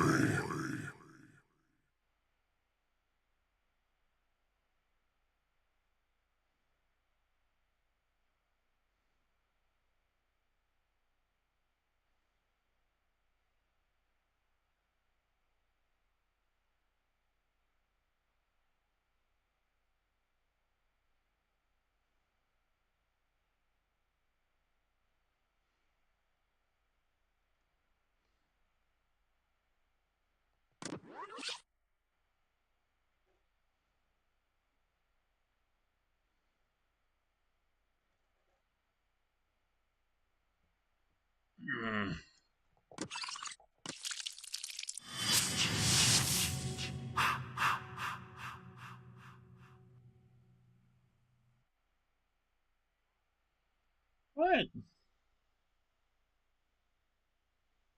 Let me try this.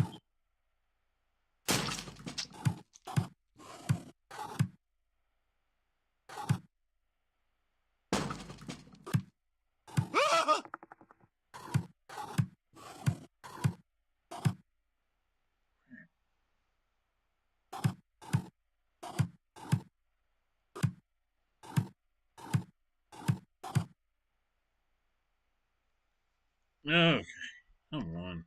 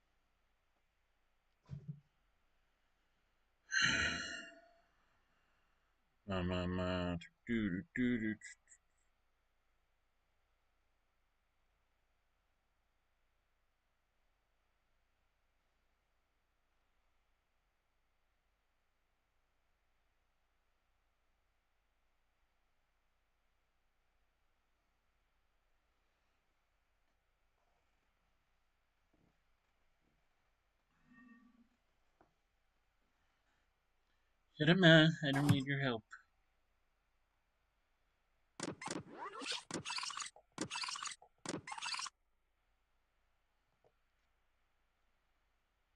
Alright, you know what? Let's watch one more. One of these videos. I'm gonna set this video, the Twitch stream, to start a little after this. And then I'm gonna concentrate on, or try to.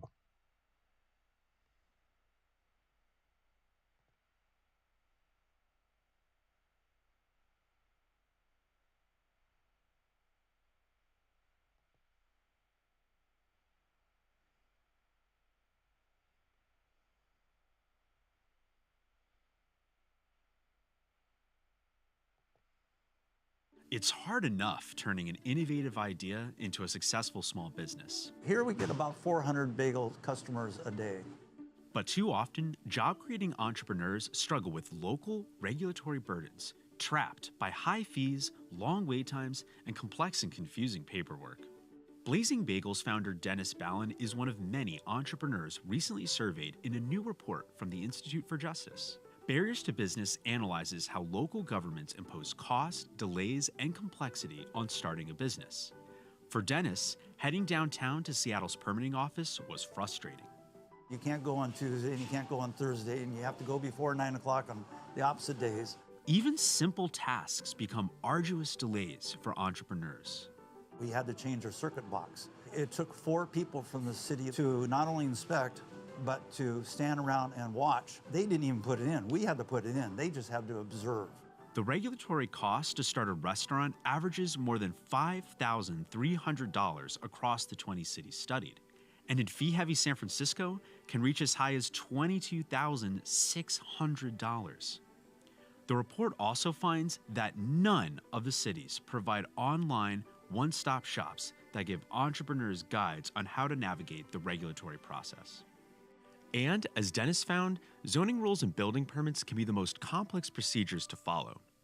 When trying to open a barbershop in the 20 cities studied, entrepreneurs must complete an average of 55 steps and work with 8 different government agencies.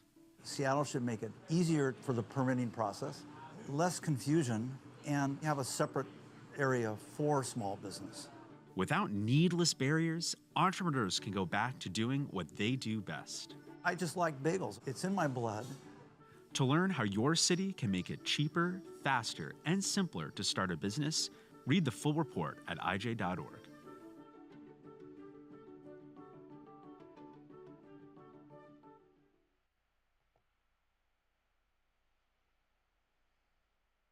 Here's another one. This is one I wanted to see. The Onondaga County Executive promises the largest economic development investment in state history. But it's going to cost some people their homes.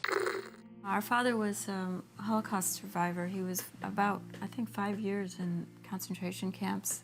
He came here and managed to get to New York City and then managed to go to school and become a dentist, and this was his dream home. So my grandparents have a farm on this road that dates back to the 1800s. Her 3 sons built their homes across the street. At the top of our road is actually where my grandfather was born. The Richer and Sarog families live on Burnett Road in upstate New York. Their properties sit next to roughly 1,200 acres of undeveloped land that's owned by the Onondaga County Industrial Development Agency, or OSIDA. Though it would only add 50 acres, OSIDA thinks Burnett Road is the key to finally getting a tenant to develop their unused lot. Though the Richers and Sarog's land is not for sale, the county has authorized the use of eminent domain. This has stalled their plans for renovations and farming, and has cost their families thousands of dollars in legal fees. It was tough, just having our own attorney. You know, he advised that we not fight the eminent domain because of the cost, you know, hundreds of thousands of dollars. At one point, the county executive called our lawyer, and I don't know what he said exactly, but after that she quit. So then it was a scramble to find another one. It was difficult because the OSIDA has retained 6 law firms in the town. You wake up 3, 4 in the morning and you start thinking about it. And, you know, halfway through the day you're exhausted because all the stress it puts you through, thinking about it all the time. It never leaves your mind. What's happening on Burnett Road is only possible because of this infamous U.S. Supreme Court decision called Kelo v. City of New London. And in that case, a 5-4 court said that it was okay for the government to bulldoze the working-class Fort Trumbull neighborhood based solely on the fact that government officials said they could imagine putting something nicer on that land. It just doesn't make sense to grab all this land and hope that a tenant will come by and pay tons of money for it. These projects rarely have the desired result. After 15 years and $80 million of wasted taxpayer money, the bulldozed neighborhood in New London remains an empty field. The people whose empty promises of development fueled the condemnation have all moved on to other jobs. But the residents of Fort Trumbull can never go home again. The backlash to Kelo was immediate and overwhelming.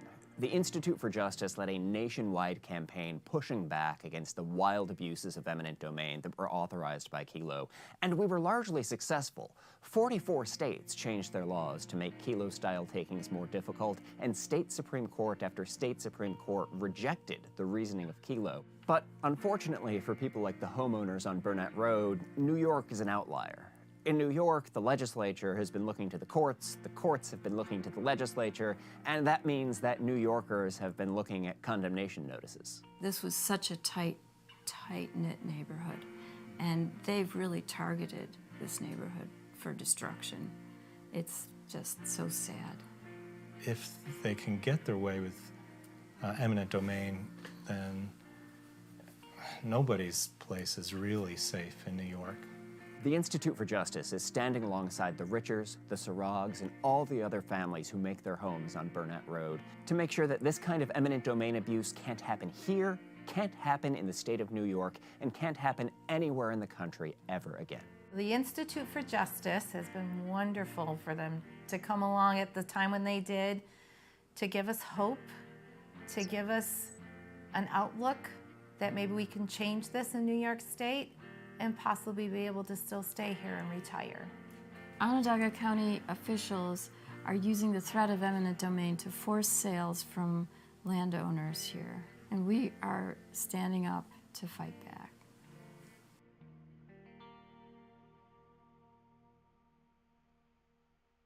Let's get one more. We really should have done one between levels. So Tennessee would have forced to shut down home business. There are 13,000 home businesses based in Davidson County, but there is one less tonight. A senior citizen and widow was shut down by Metro codes. Pat Rayner had a fantastic, desperate, brilliant idea. When her husband died, she would convert her Donaldson garage into a hair salon and make enough money to stay in her home and have a comfortable life. It worked until someone called Metro codes and informed them she was running a home business. Pat Rayner has been ordered to shut her doors by today.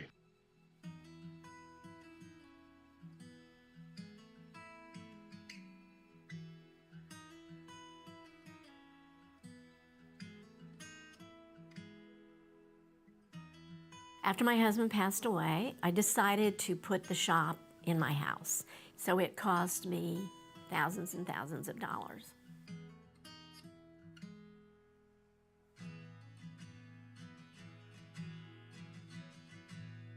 That income is my only income. It pays everything. So it's not a spending money kind of job. It's not just for fun money. It's my income. I felt like if I had a shop in my house, I could make more money. I wouldn't have the overhead, or the overhead would be lower.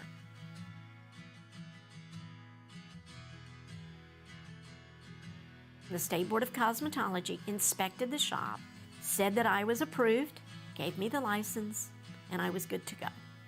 In Nashville, you can have a business in your home, but you cannot have customers.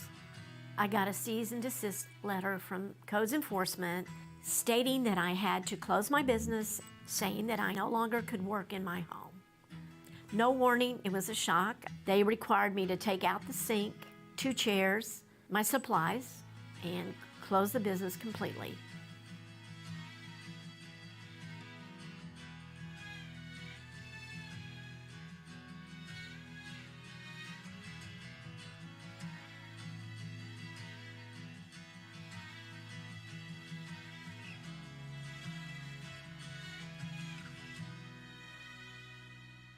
This is my American dream, to work in my home and stay working as long as I can.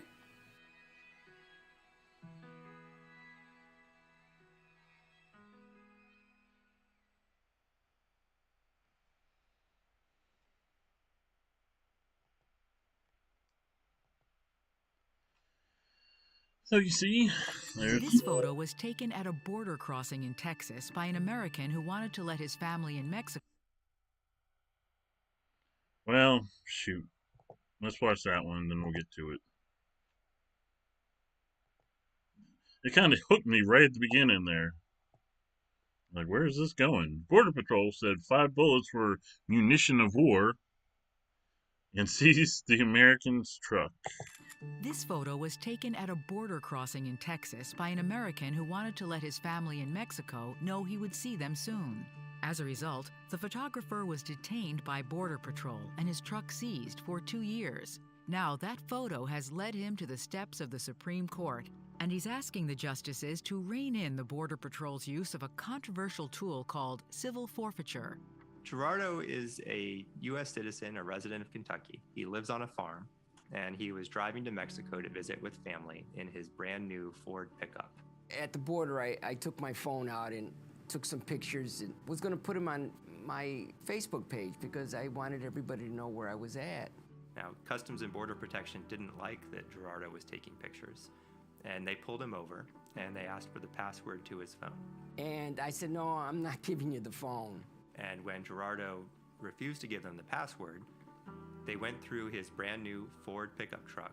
And there was about 5 people all over that truck trying to find something. One of the agents said, "We got him." He yells out, "We got him." He opens his palm of his hand and there's 5 bullets in it. I didn't know they were there. Gerardo didn't have his gun on him or in his truck. He merely had a few low-caliber bullets in his truck's console he accidentally brought with him to the border. Nonetheless, Customs and Border Patrol labeled these bullets munitions of war, and they seized Gerardo's truck. When I found out they were going to take my truck, I was livid. They just wanted to hurt me because I didn't follow their commands. CBP held the truck for over 2 years without providing Gerardo any kind of a hearing. I went right to the computer and I started looking for civil asset forfeiture. And that's how I ended up hooking up with Institute for Justice.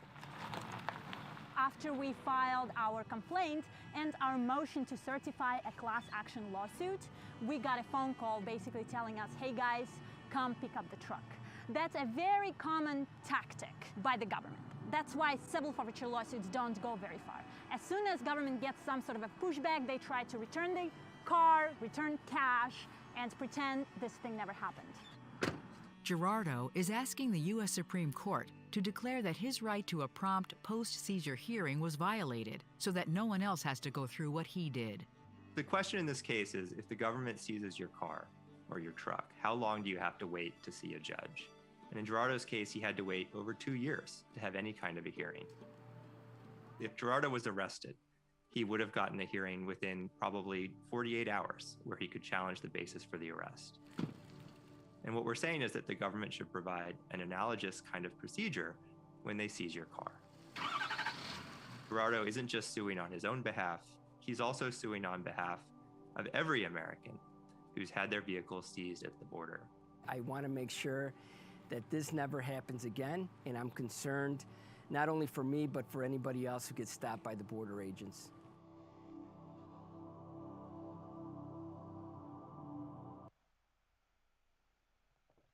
Yeah, that definitely kind of seems to violate the whole right to a quick trial or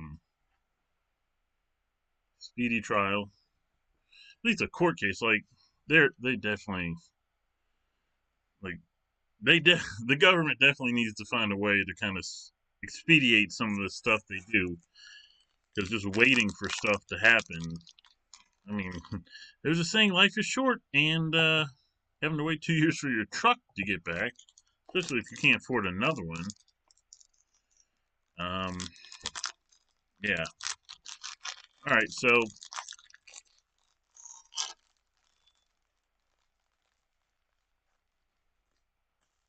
these things is so good, I don't know why they were on clearance.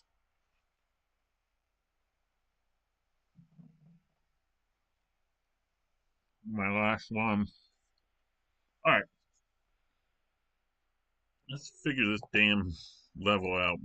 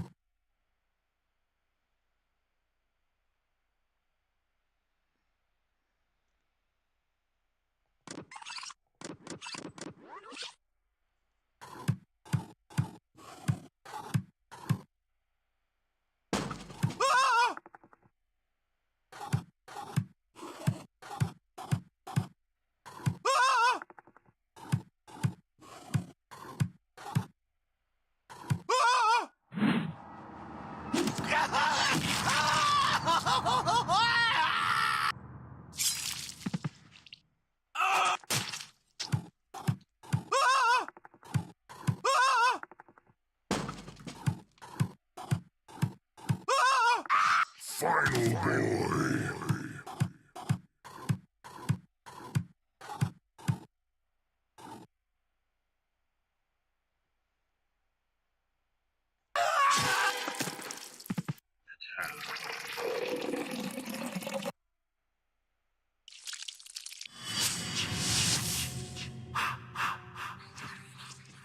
Oh, the 80s were the best time. The clothes were so much nicer then. Yes, Mom. Alright, the sleeve is getting annoying.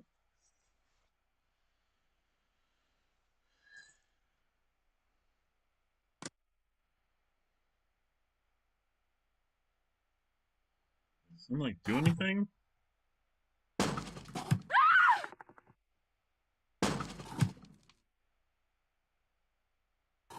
Oh, no!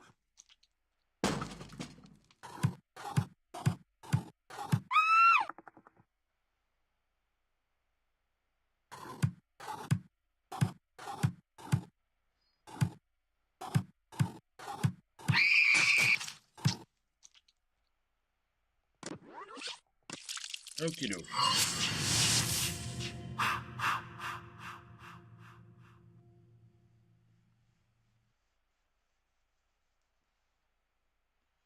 Alright, so I think I need this one last. Because I'm going to be like, bloop, bloop. So if I kill them, how do I get to her?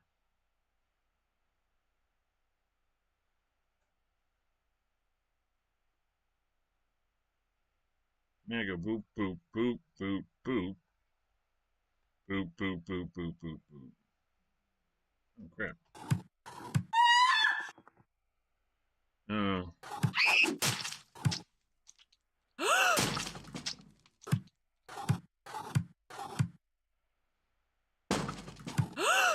No!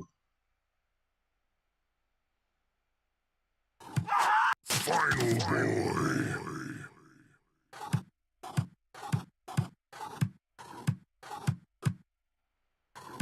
God dang it.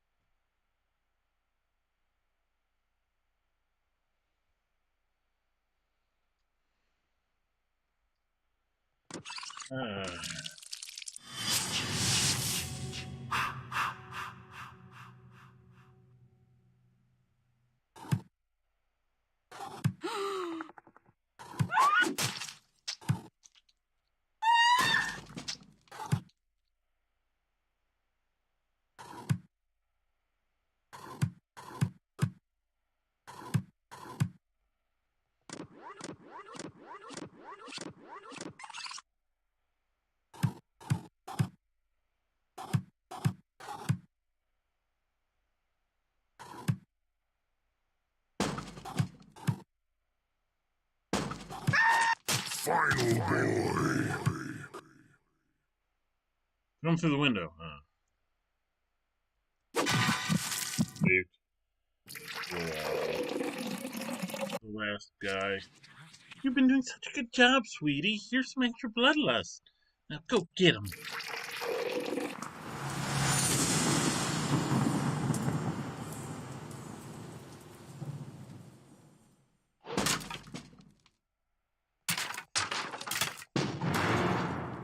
Battering ram. Equip it. Yeah, brass knuckles were a thing back in the day.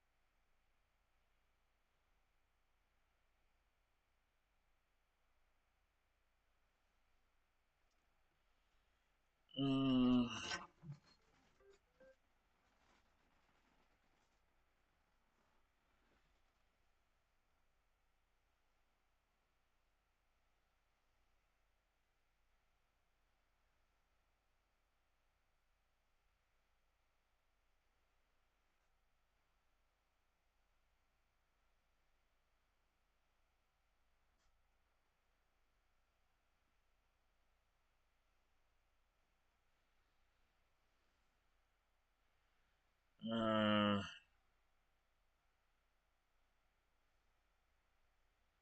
Can't go right. If I go left, I'll have to go right into the. Can't go up, so I'm just gonna go down. There's nothing? No.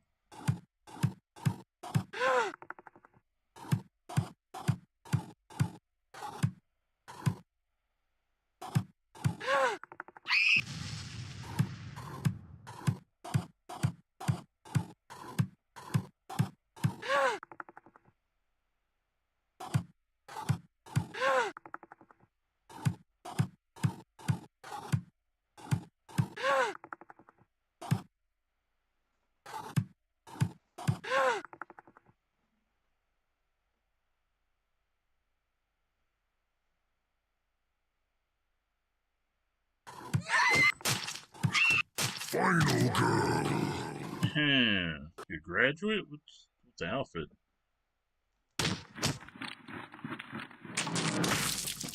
Congratulations, you've graduated to the nether realm. Or to the...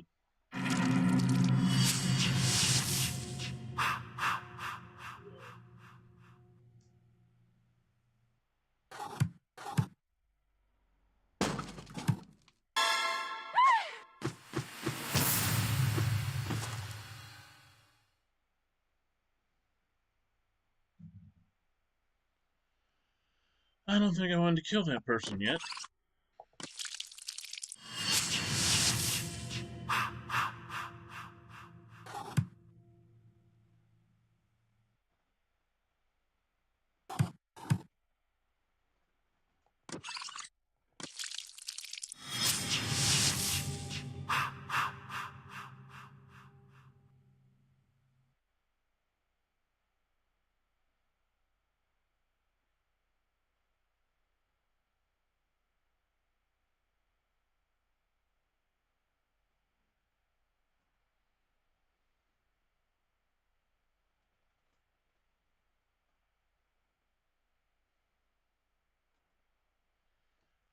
Okay, let me see here.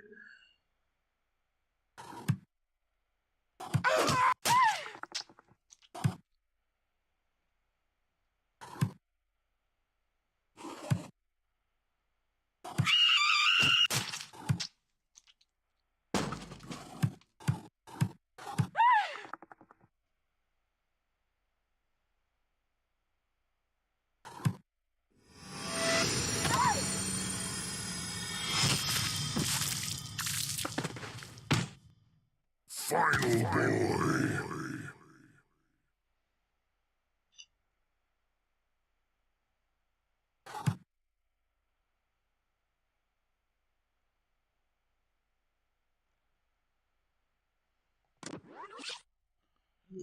Hmm.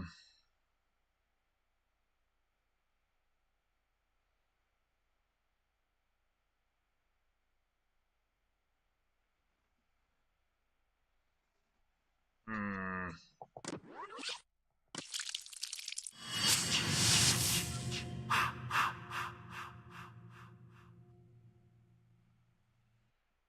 Hmm.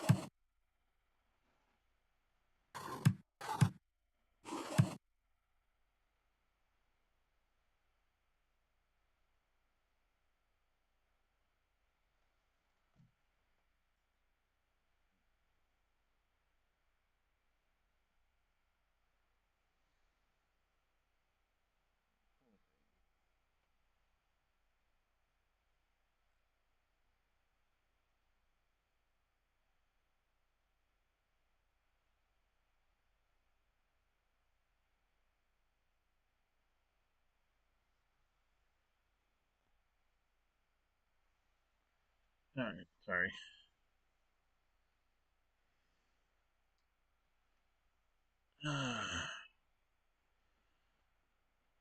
Level's giving me optical illusions. I'm seeing ghosts.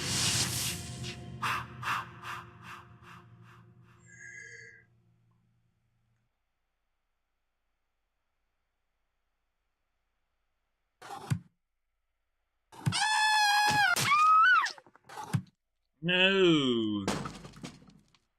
Hmm.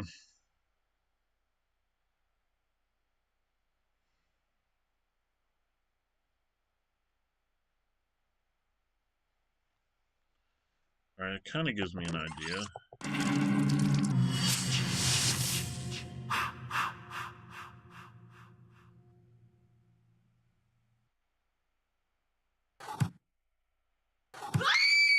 No!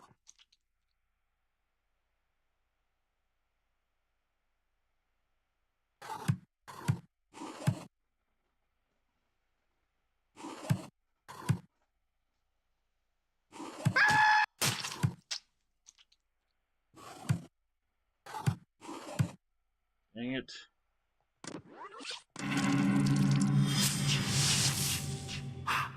Thanks, WT.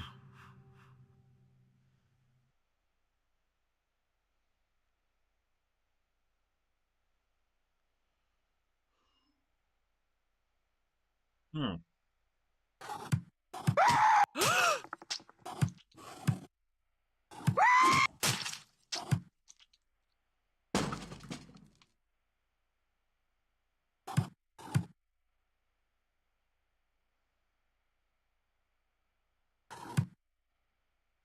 Dang nabbit.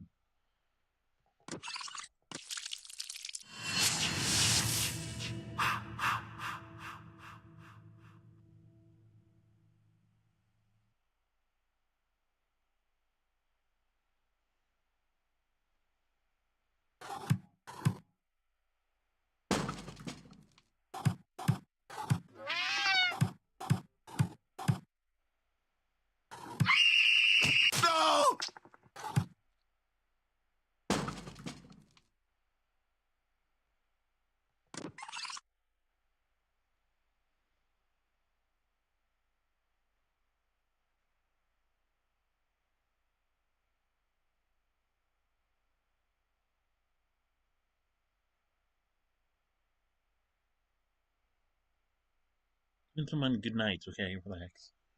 This brain.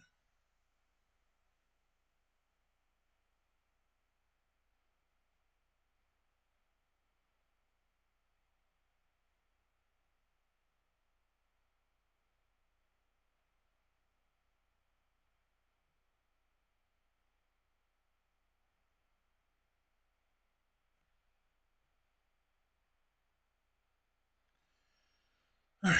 No!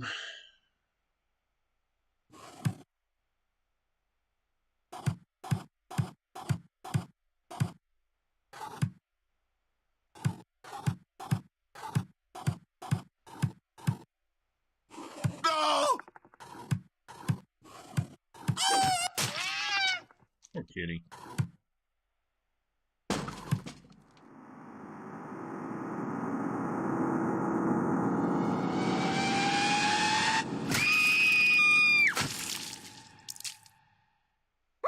Final boy. Yeah, boy.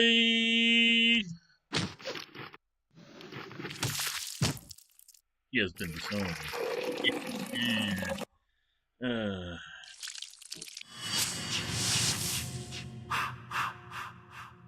What was this guy's deal? Oh, no!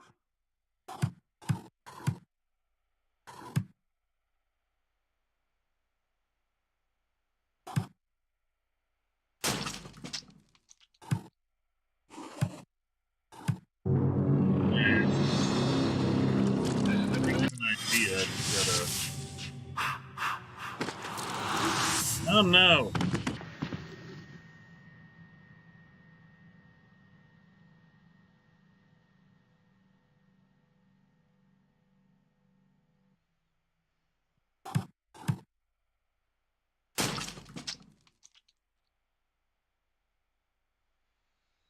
Alright, that didn't do what I was thinking. Freeze, scumbag!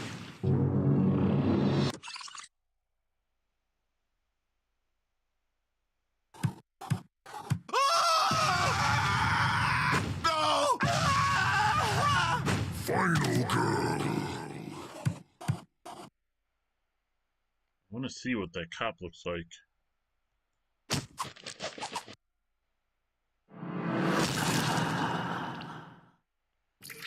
Airplane spin to a tombstone.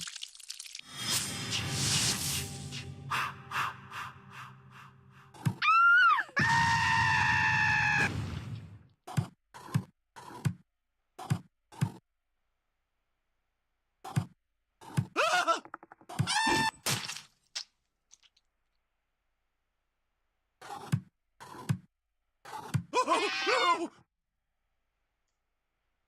No! Yeah, I messed up. Messed up, Key. Key, I messed up.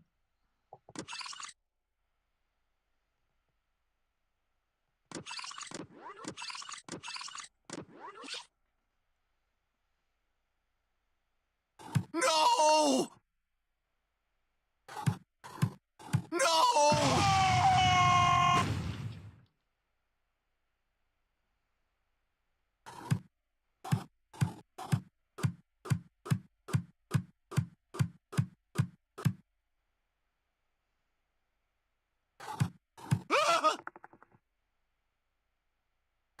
Oh, no!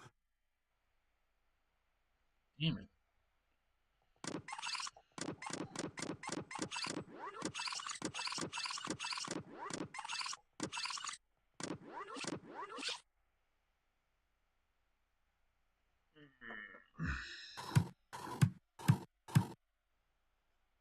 Oh, no!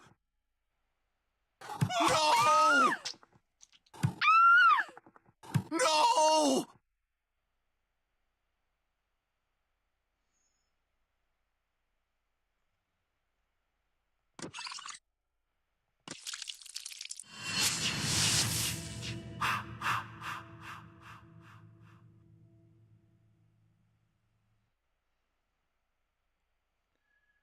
You're an island. I'm an ocean. Dooba dooba doo. Oh, no!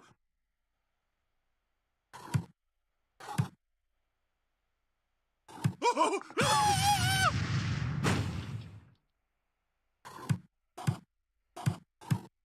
Oh, no!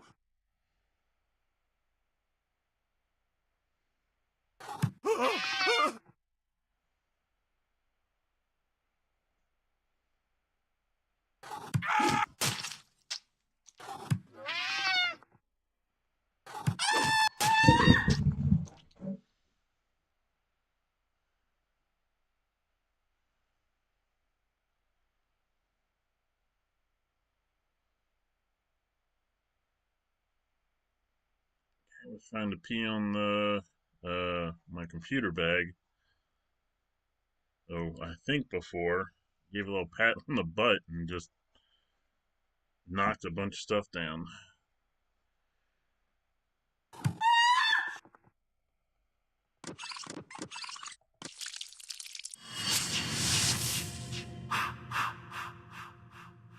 No cat was harmed in the shoeing of that cat.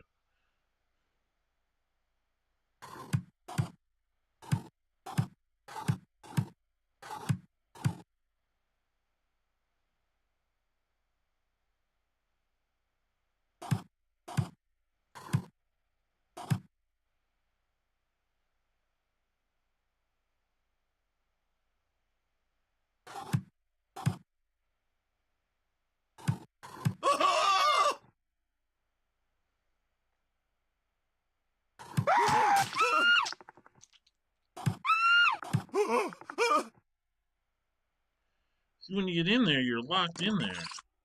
That cat, they're gonna kill all those guys.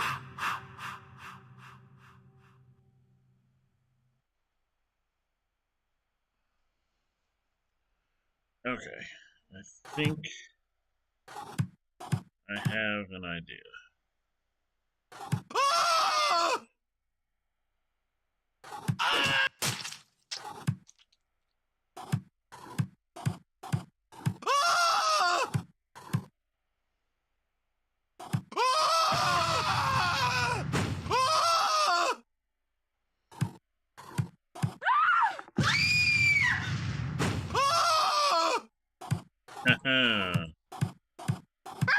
Final boy.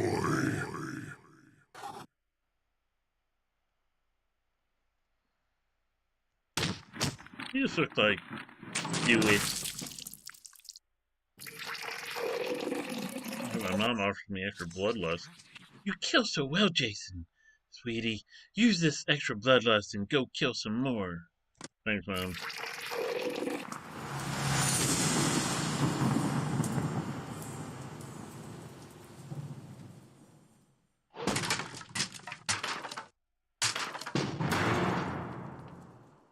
Chainsaw, not actually his swing or stool.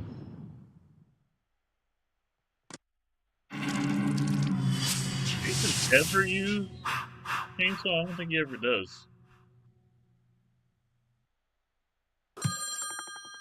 Freeze, scumbag!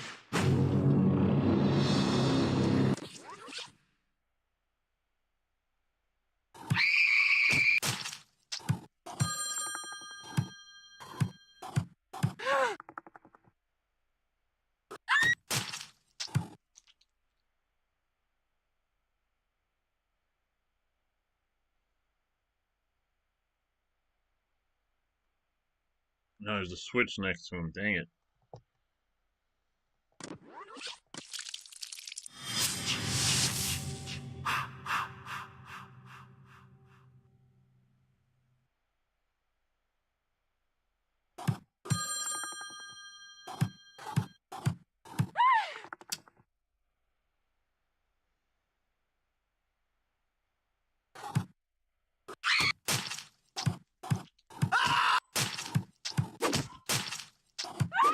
Final girl.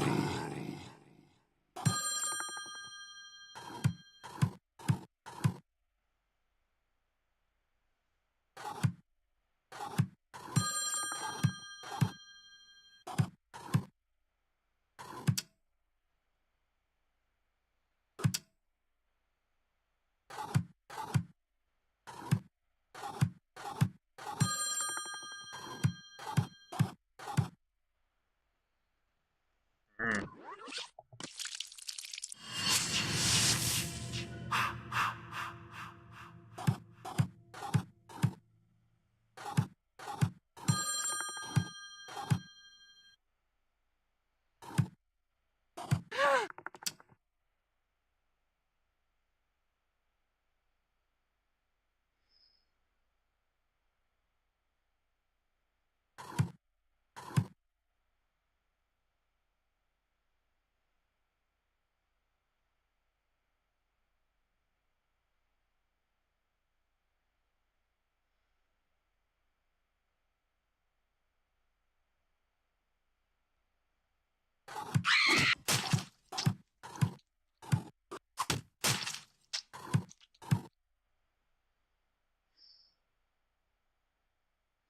not sure I'm supposed to kill that guy.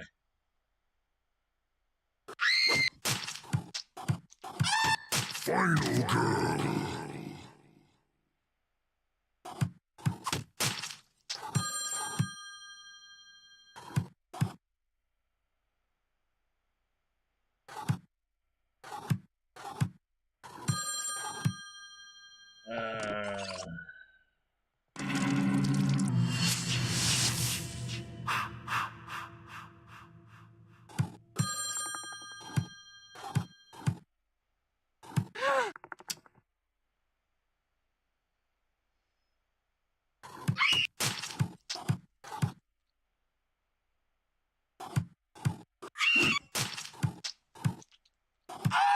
Final girl.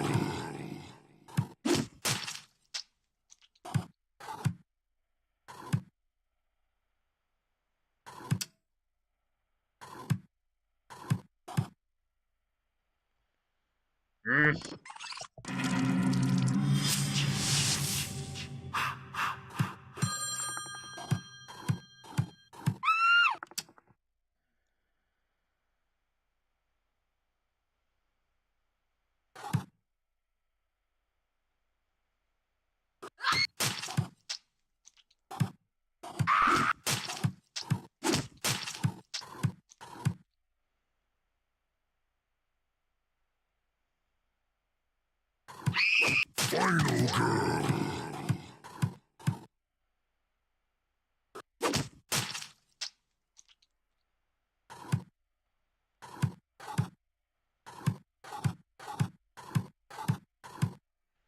Alright.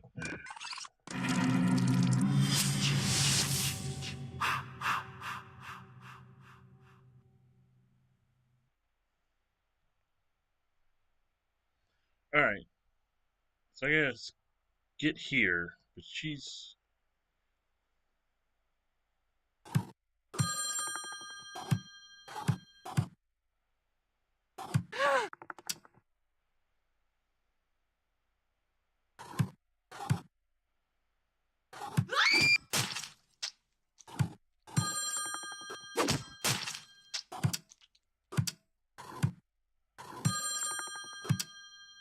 No!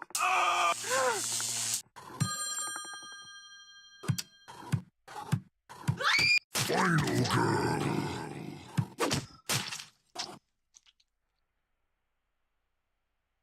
Okay.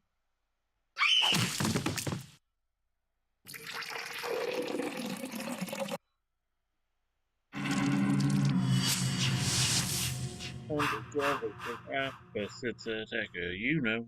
Why is there teleportation? Because the stuff that we can go back in time or the future or something.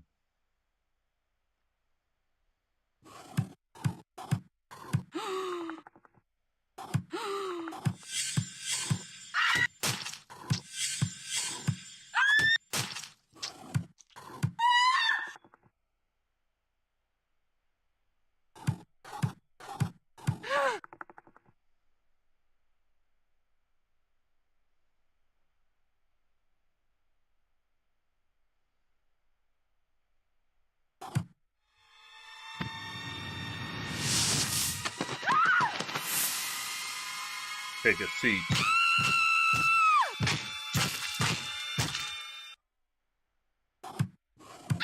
Final boy.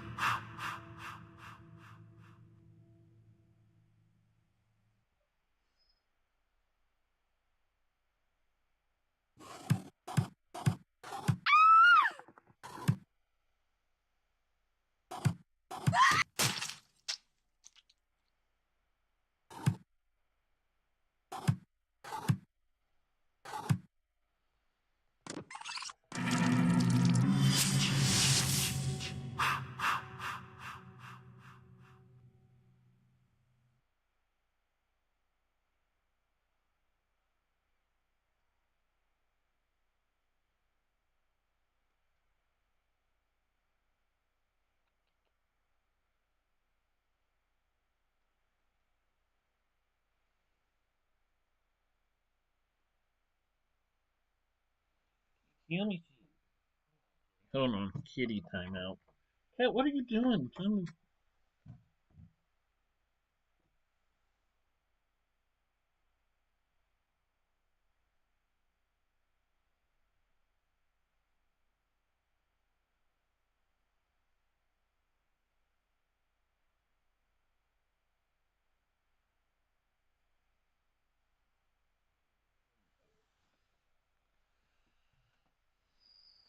All right.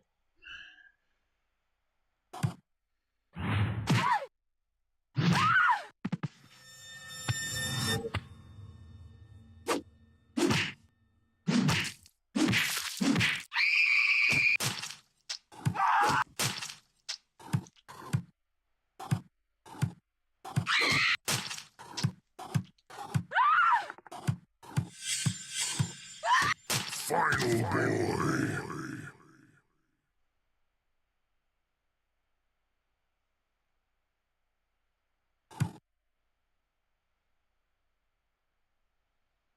Okay. One's not as easy as I thought.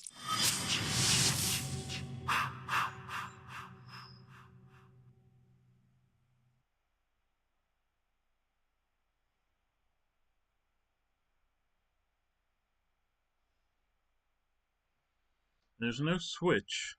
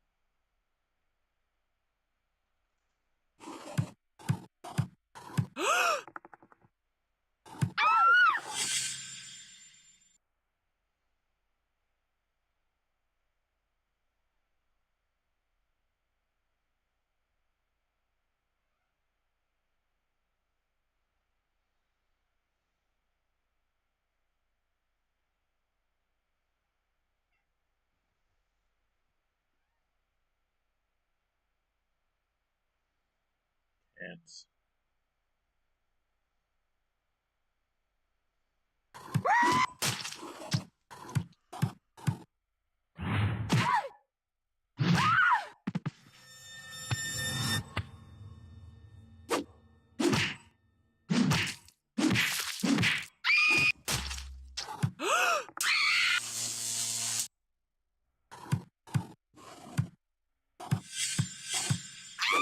Final boy.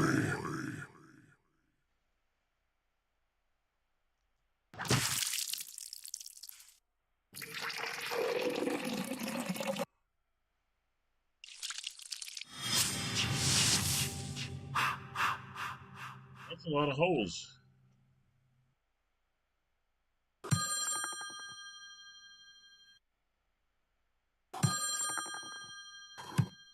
No!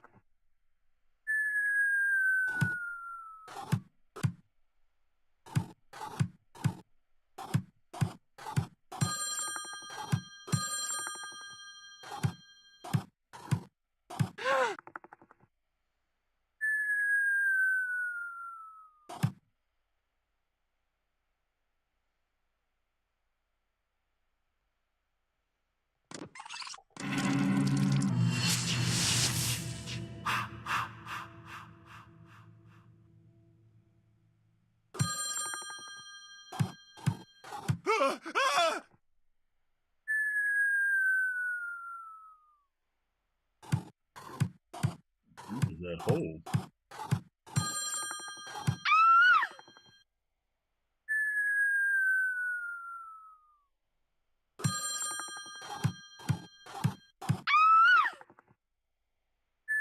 Final boy.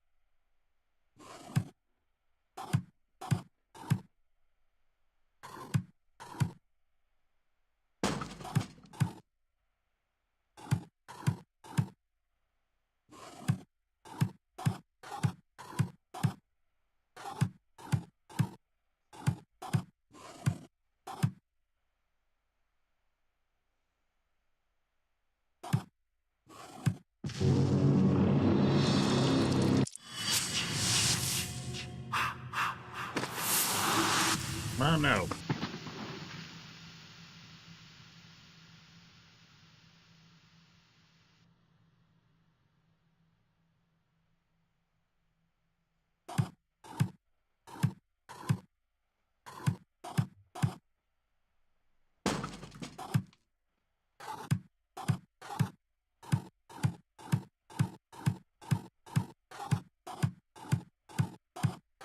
Oh, no!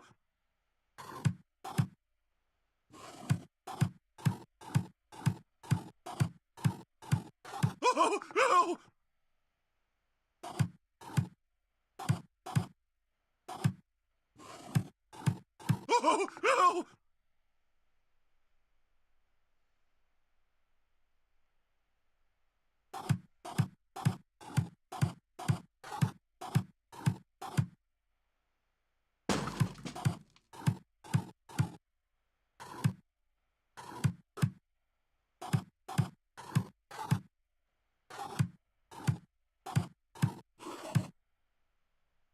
Oh, no! Oh, no! Final girl. That was a pretty cool level.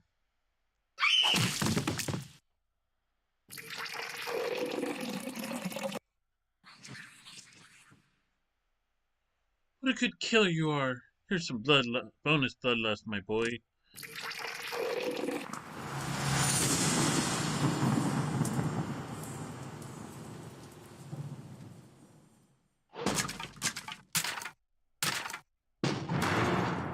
Golden crowbar, okay.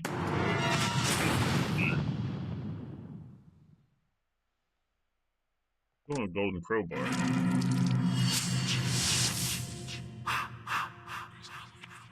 Those twins look like trouble, Jason.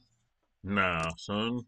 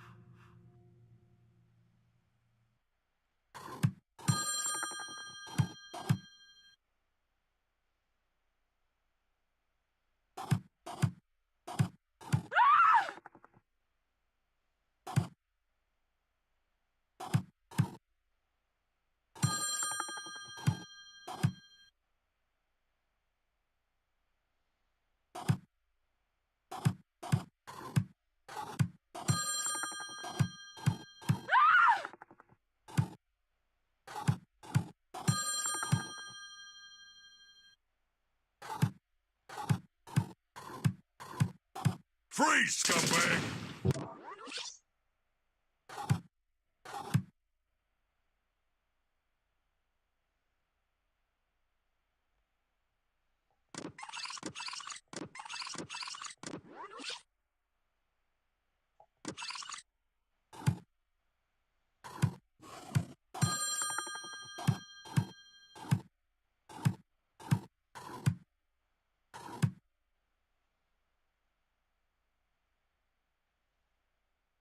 Hi, Tanny. The heck?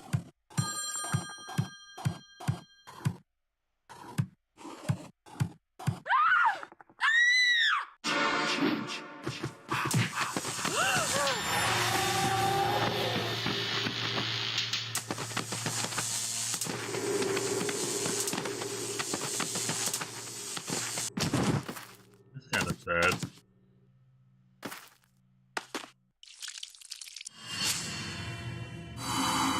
Hey, it's completed. Killer sucks on it, but not that one. The Ripper. Tanny, give me a half hour, buddy. Alright? Love you, Tanny. I do too. Alright, let's see if we can't beat these last two real quick. Dang, nabbit.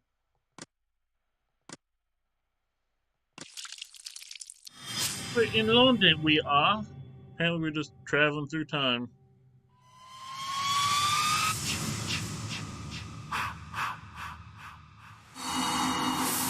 Jason.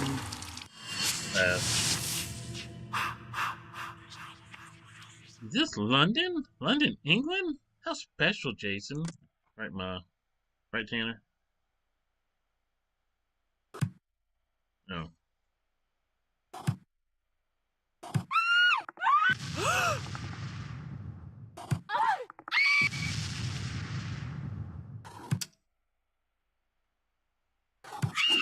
Final check.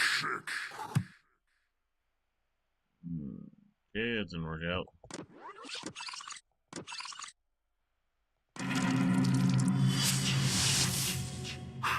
You're an island, I'm an ocean.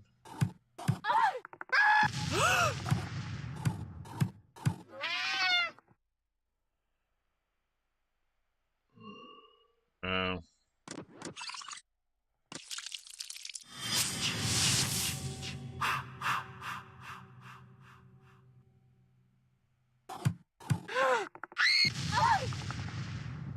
Alright, don't go that way.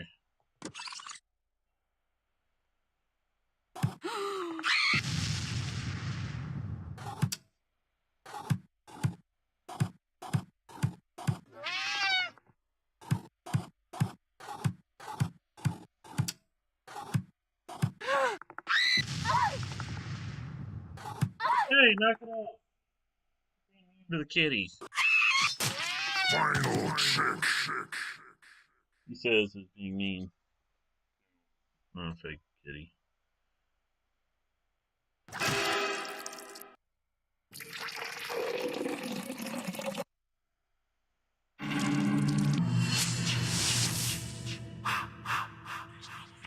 Those time cops just don't give up, do they? Really, time cop?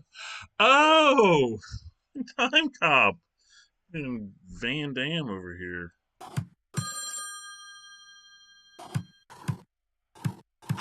Final lady.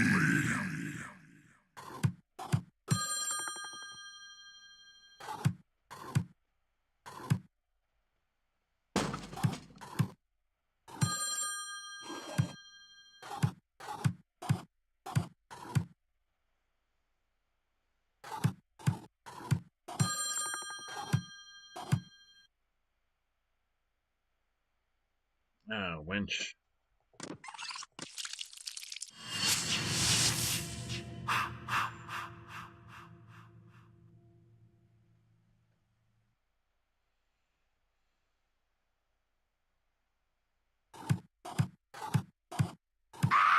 Final lady.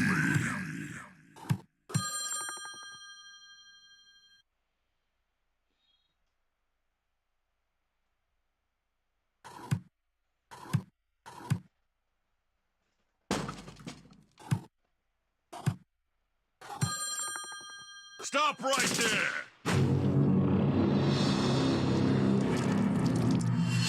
Time cop.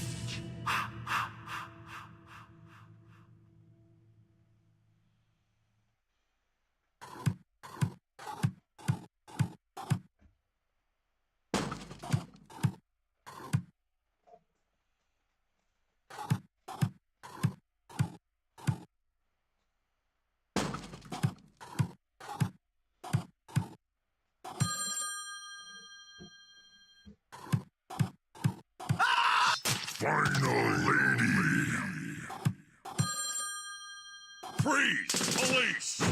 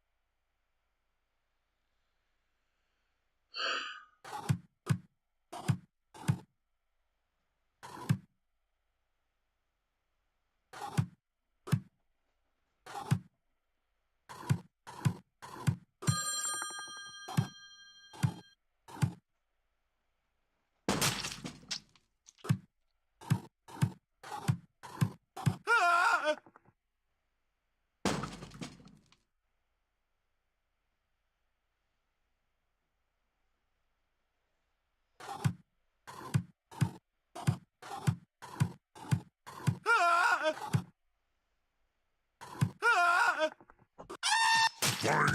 lady. That won't work either.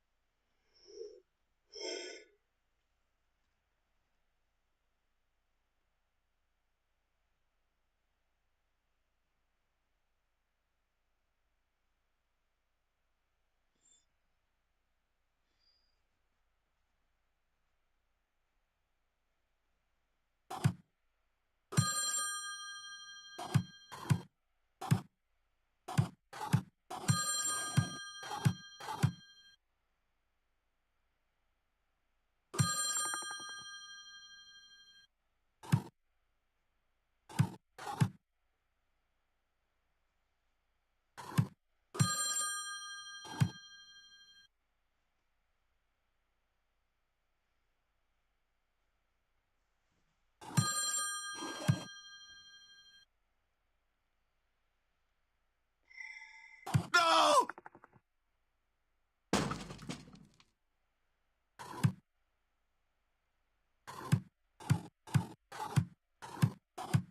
No!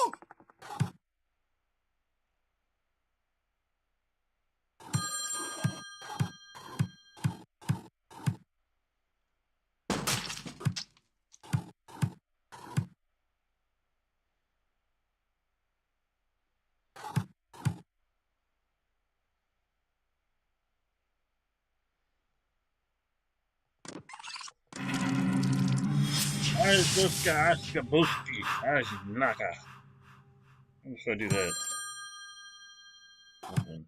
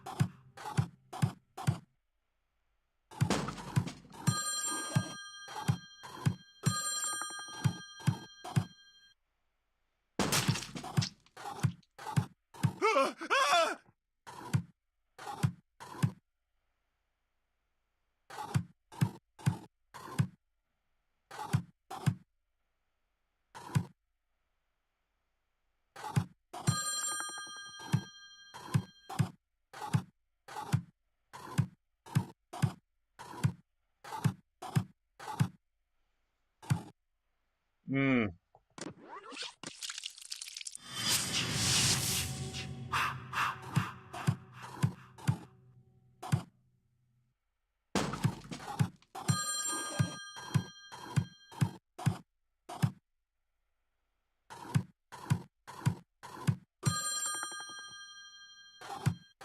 Oh, no!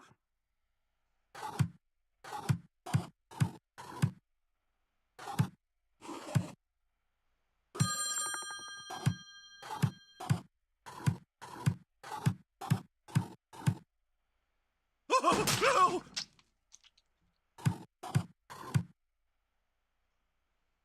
Oh, no! Final lady.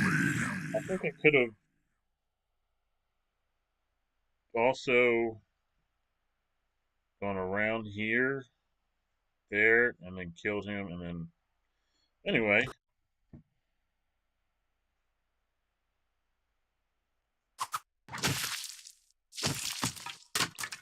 What the heck is that?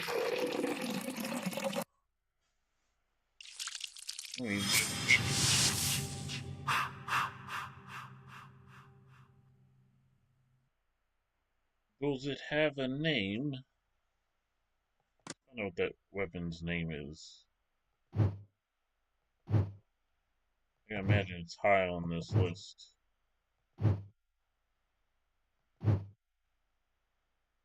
don't see it at all. It's low on the list. So let's see what weapons we have that we can trade in.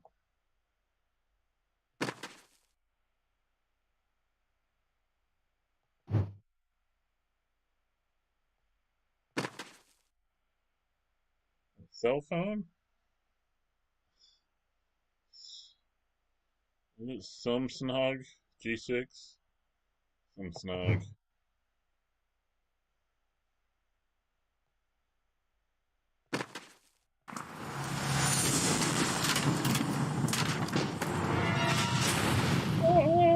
No. Do I look like I wear a leather mask made out of human flesh? Nah, son. I got a bag on my head. And maybe one day a hockey mask again.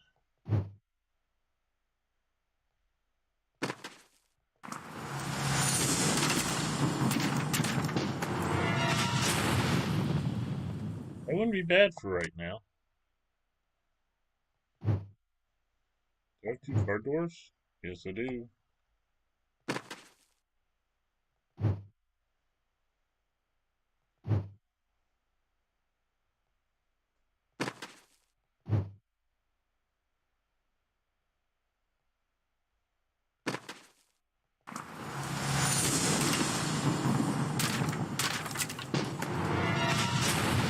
Wow.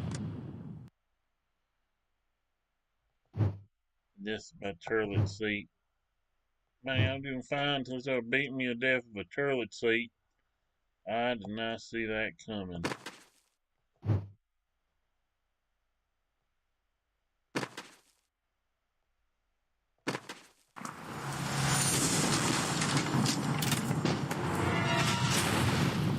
Claymore, where's Drew McIntyre? Broadsword. The sword used by Broads.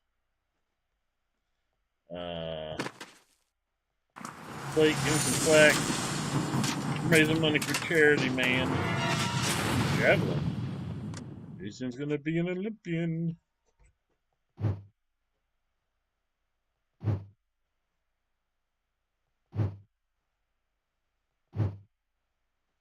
Alright, nothing there. There's a dupe. There's a dupe. Come on, give me one more dupe. What is that called? Oh, it's a Chris. Why does it do that? Whatever. Give me one more dupe. Give me one more dupe, man. I gotta have one more dupe. One more doopily doo. Oh, alright, let's go back. Christen these fools.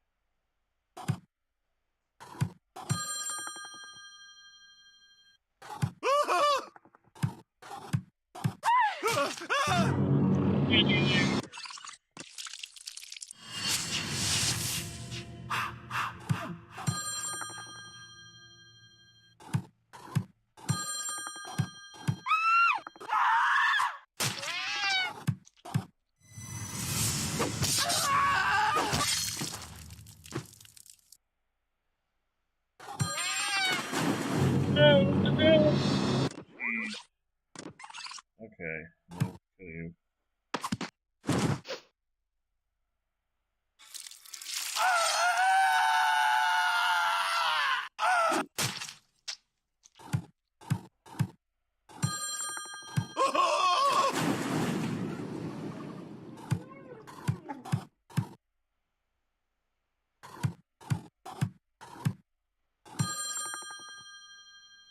What are you doing? Get out of here, kitty. Dude, I didn't even process this whole board. Like how much stuff there's going on. The water, the phone, the cat. cat. Sorry, kitty. I didn't mean to do that. Alright.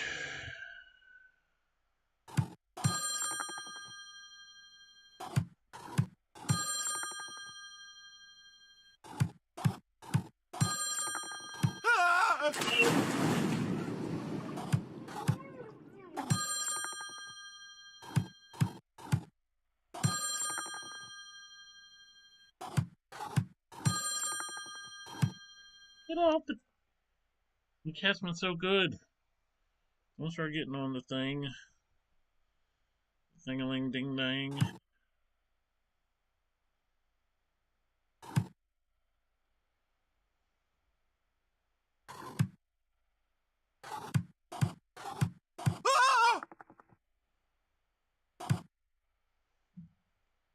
Hmm.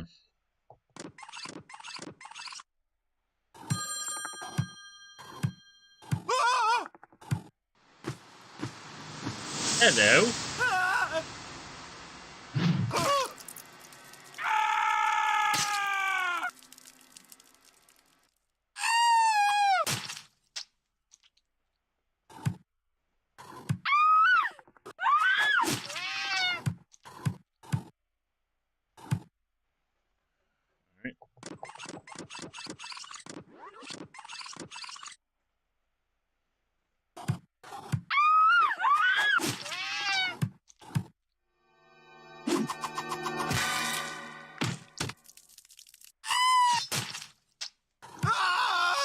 Final, ma'am. Ma'am, might I separate your head from your body? No! Oh! You smiling wench.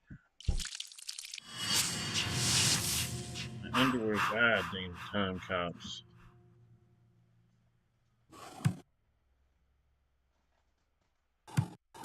Freeze! Police! And hit this button.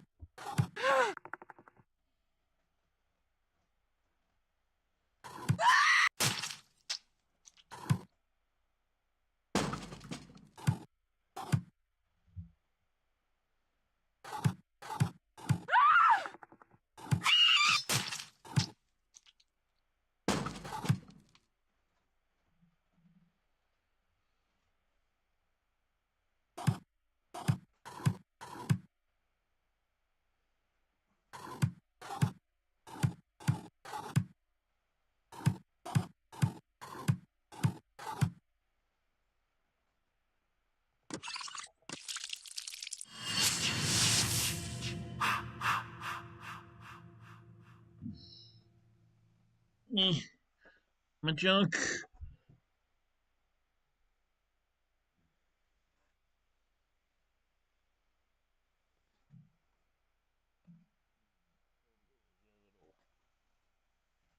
Come here, another kitty's come out.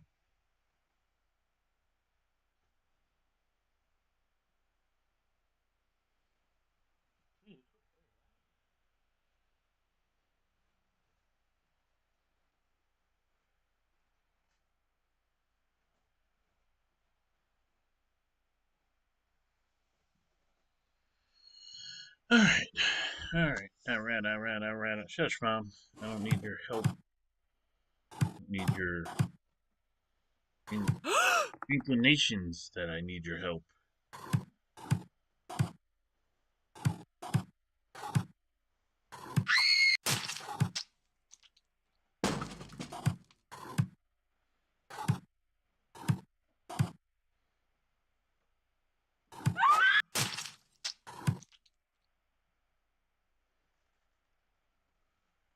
Hey, what are you doing up there? Nope. No. Get down. Down. Do your business there. Go ahead. Cats are like... Oops. Cats is being cray-cray.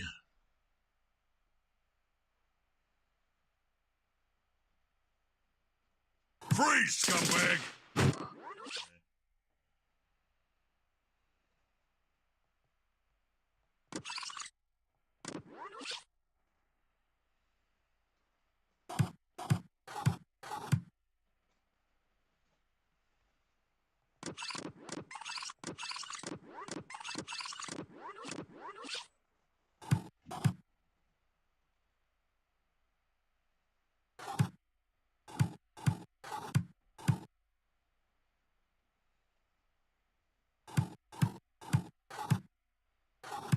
Stop right there!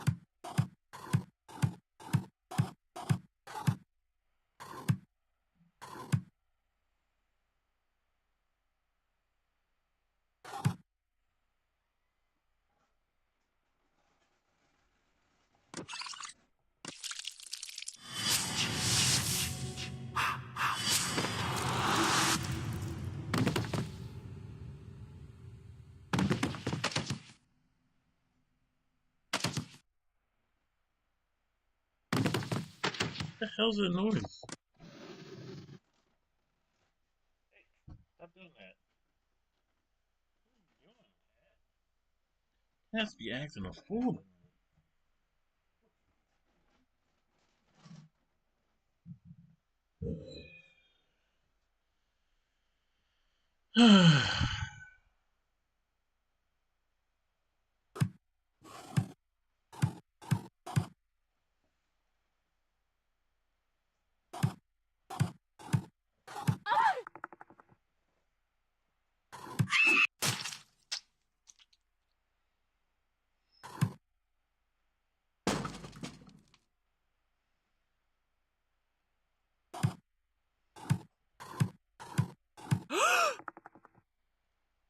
Hmm.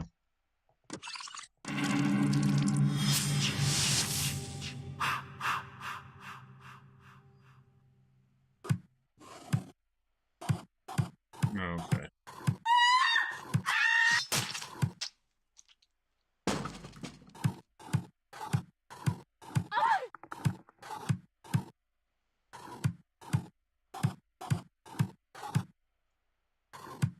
Stop right there!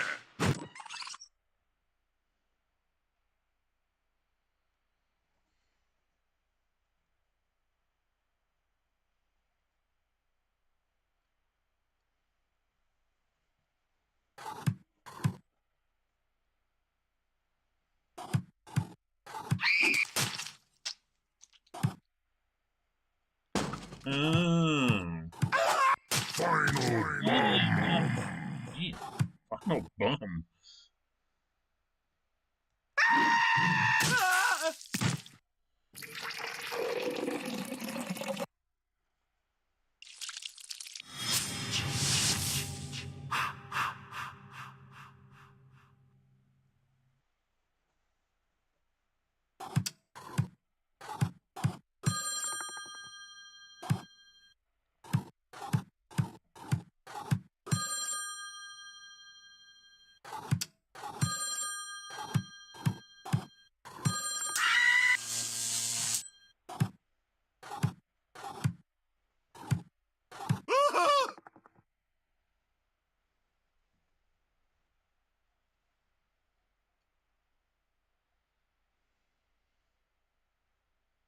Hmm.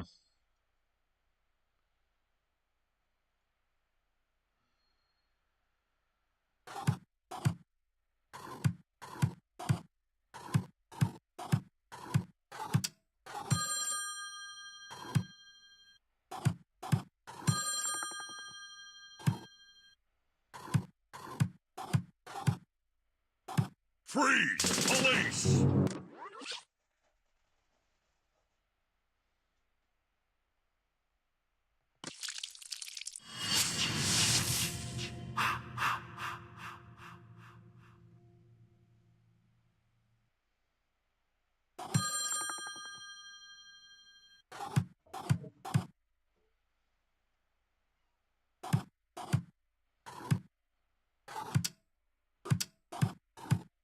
Oh, no!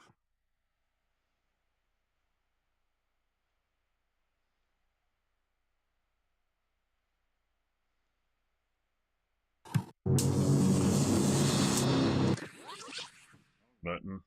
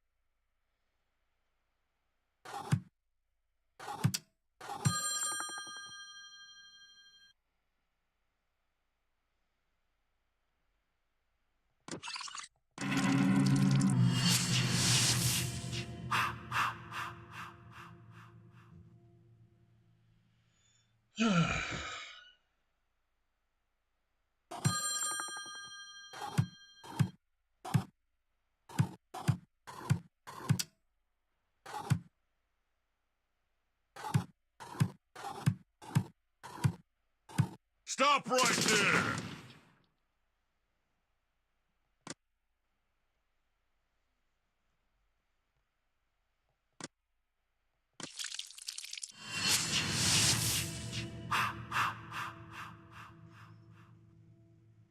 Oh, no!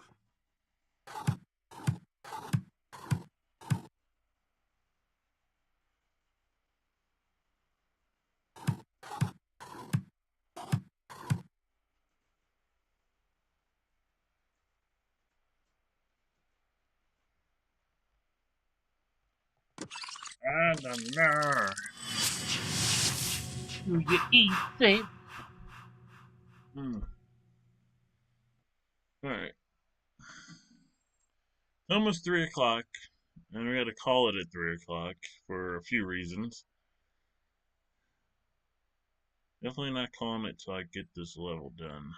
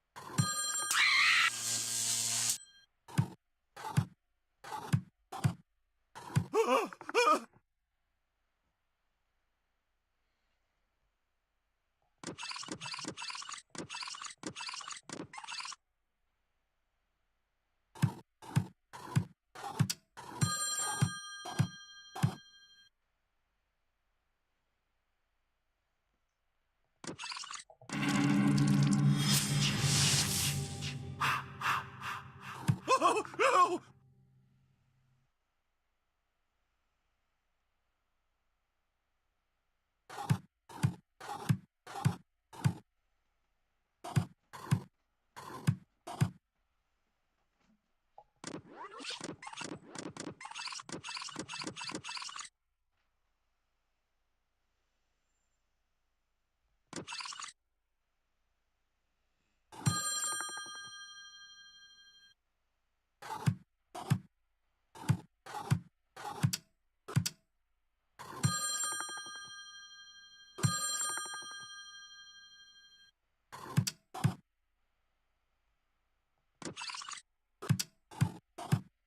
Oh, no!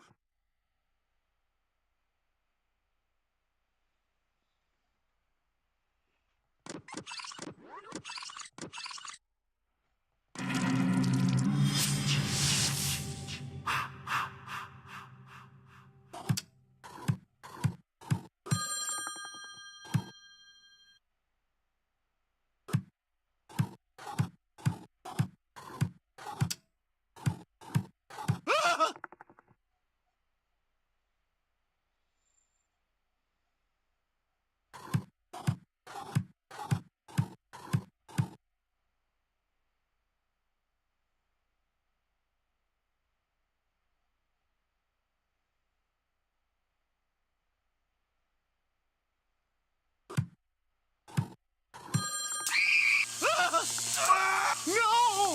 Final Merle. Oh, that was an accident. Wow. Well, Merle. Something. See if I get this. Get them all, Jason. Here's some bonus bloodlust for my strong, sweet boy.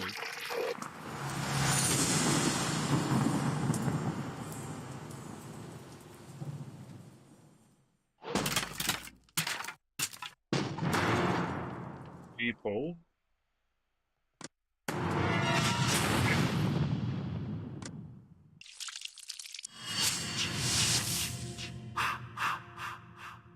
Oh, nothing to say, Ma.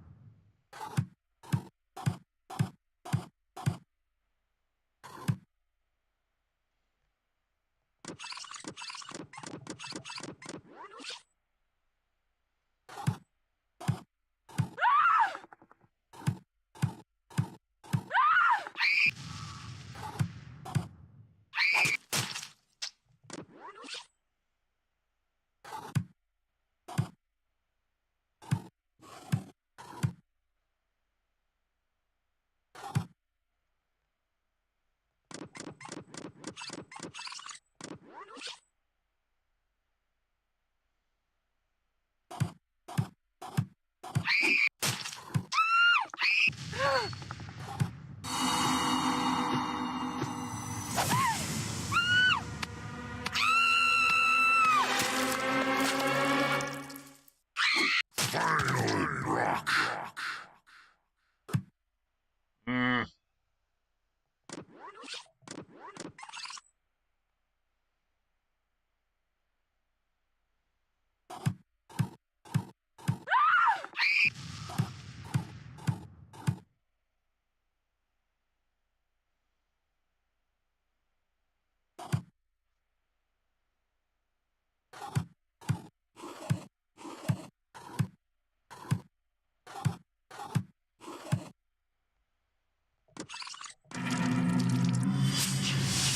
Right there, man. I'm right there.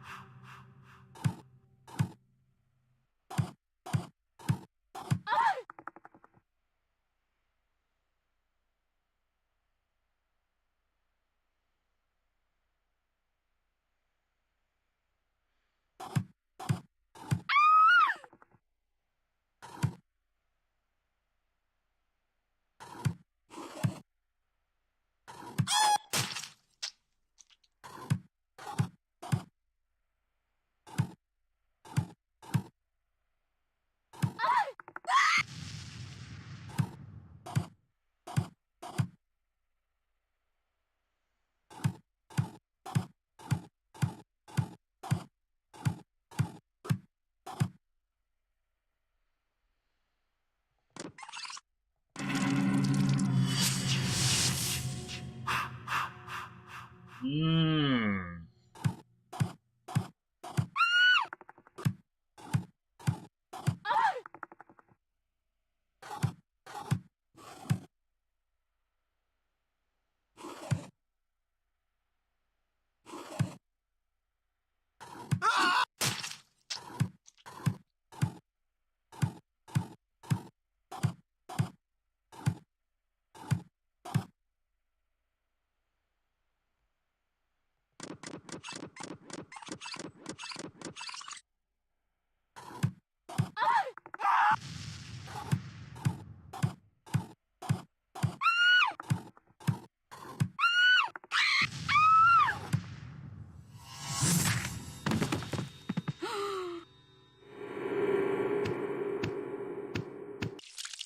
Oh no!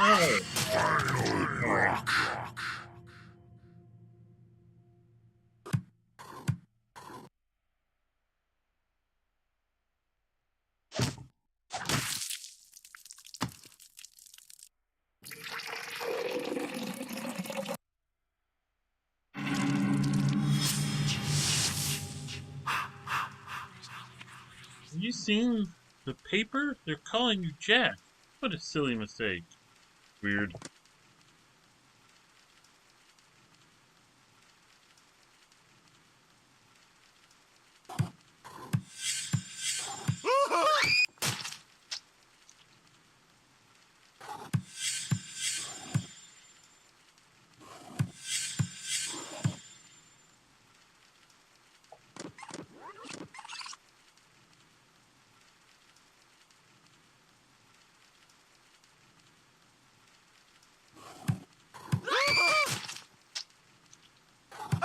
No!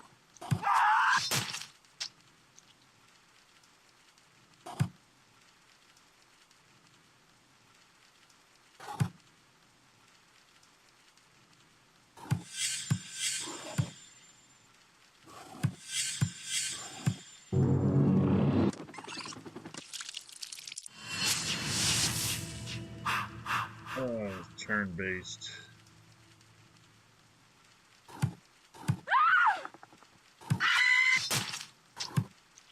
No!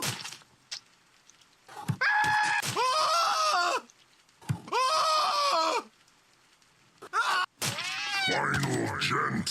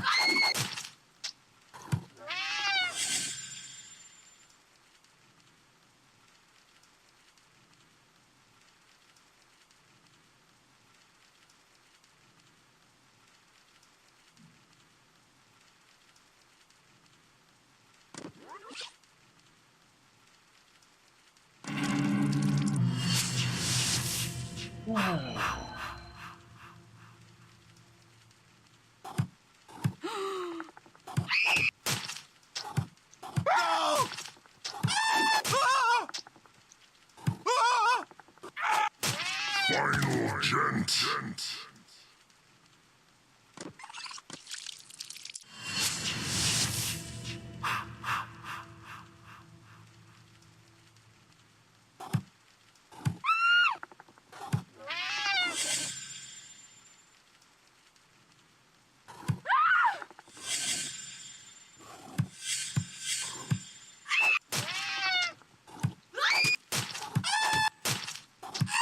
Final gent.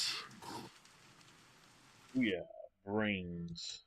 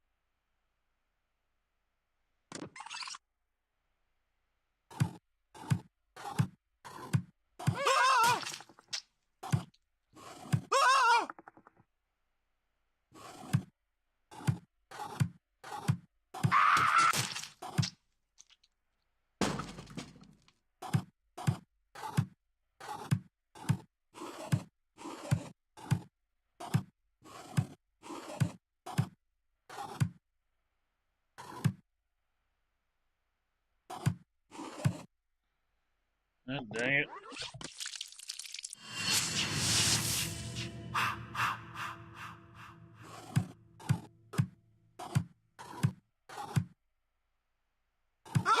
No!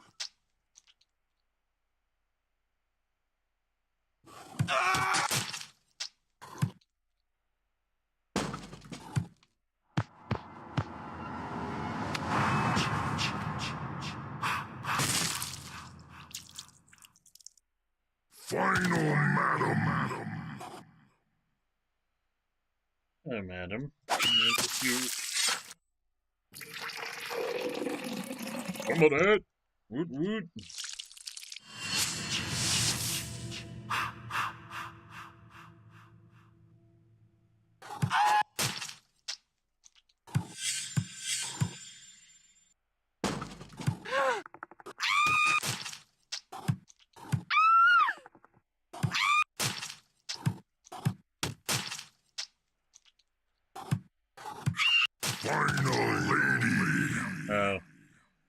Whoopsie badoodles.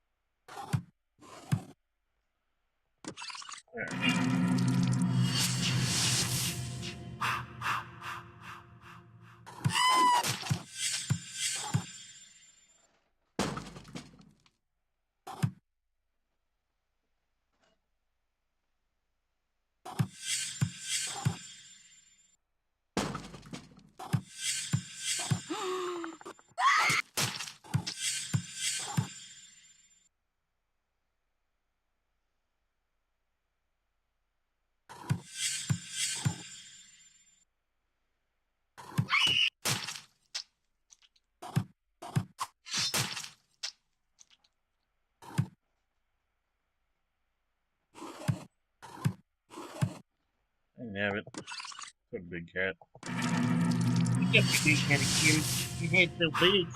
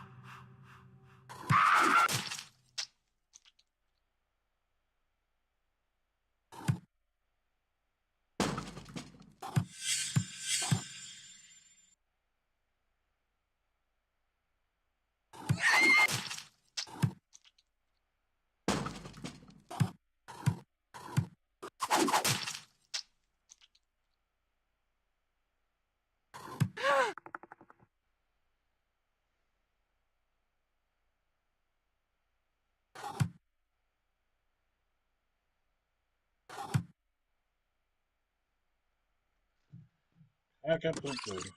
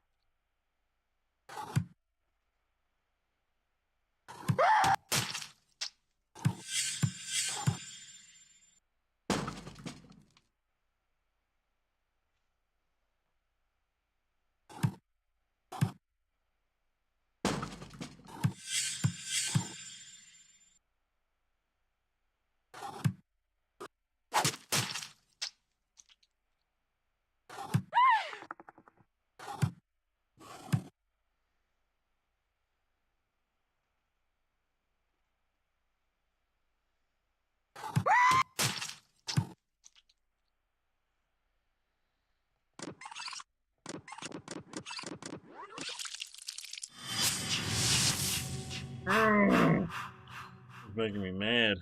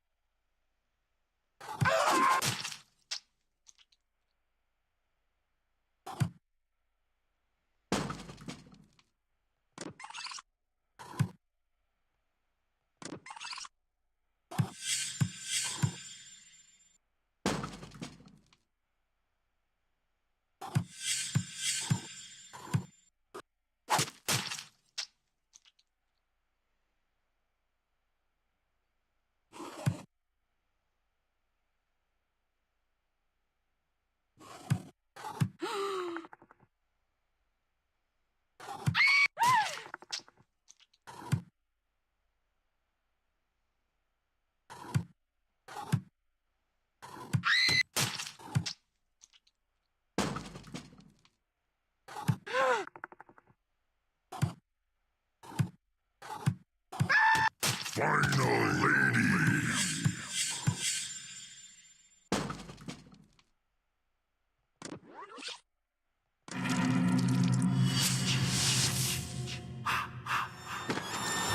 Mama.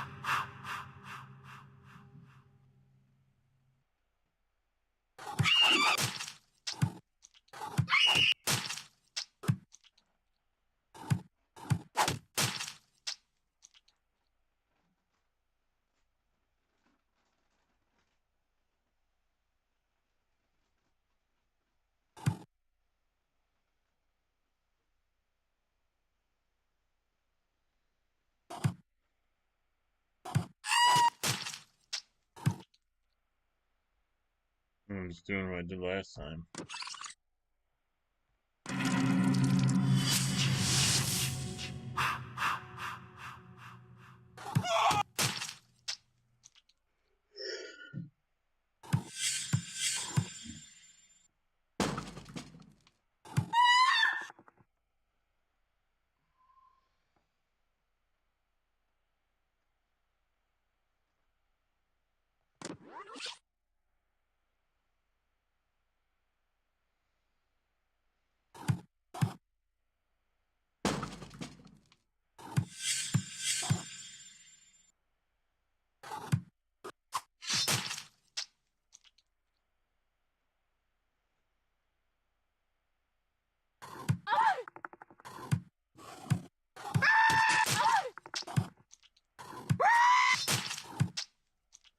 Oh, figure it out. Final lady.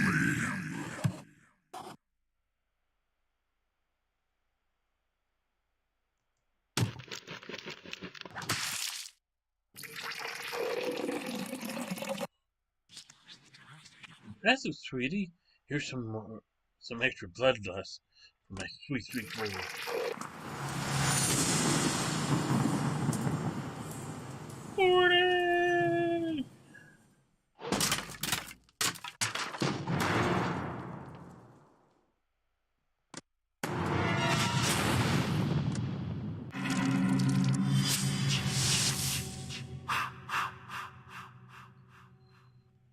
Caps have gotten involved.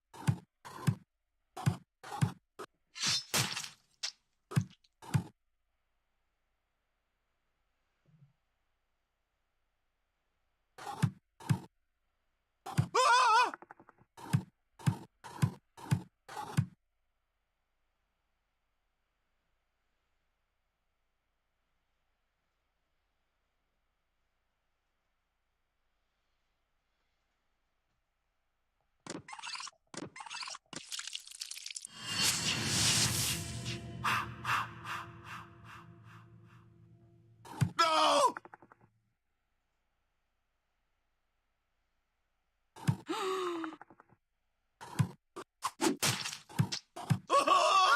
No!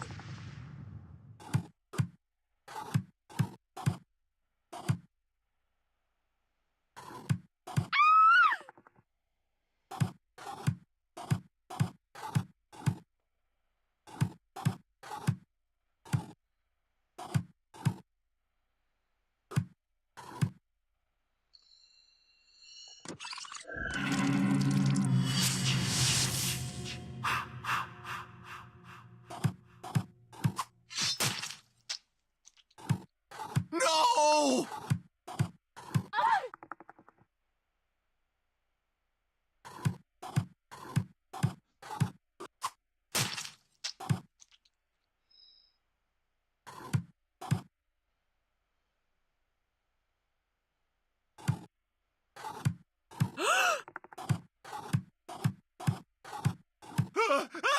No!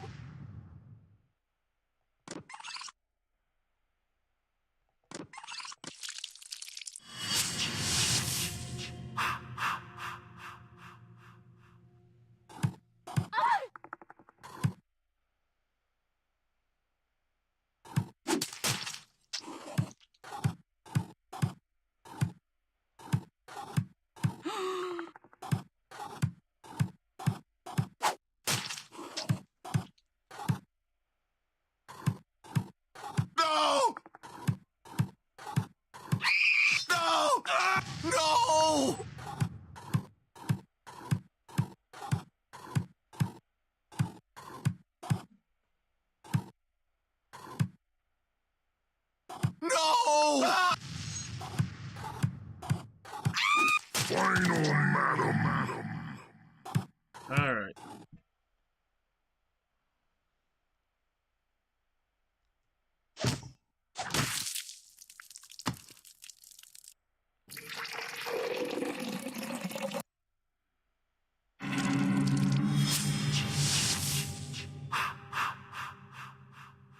All right, kids, we're going to call it here for the most part.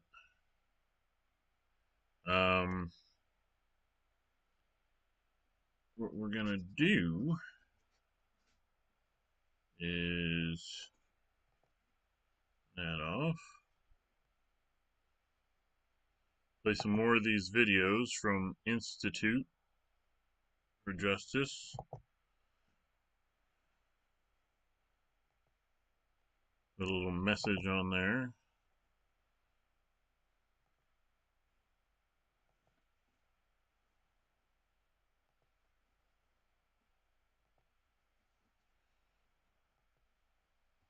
Donate by clicking link in description.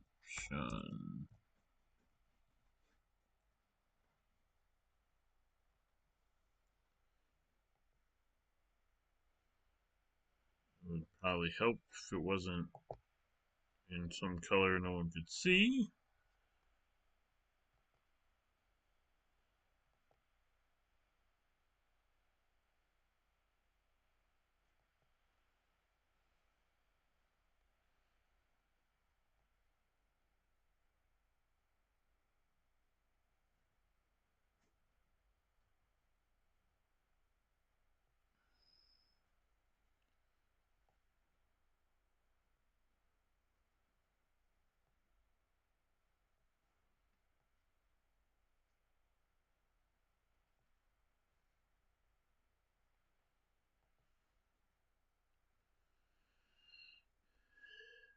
And let's put you on some of these videos.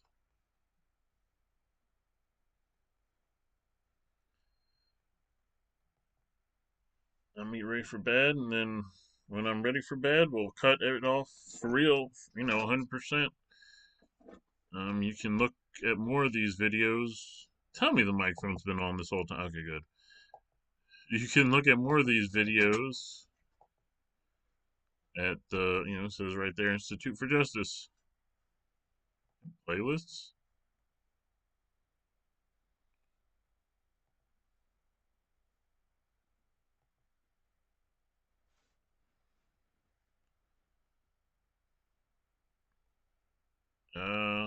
Two most popular. See some ones you've seen before. We could do oldest. Or we could let random.org tell us.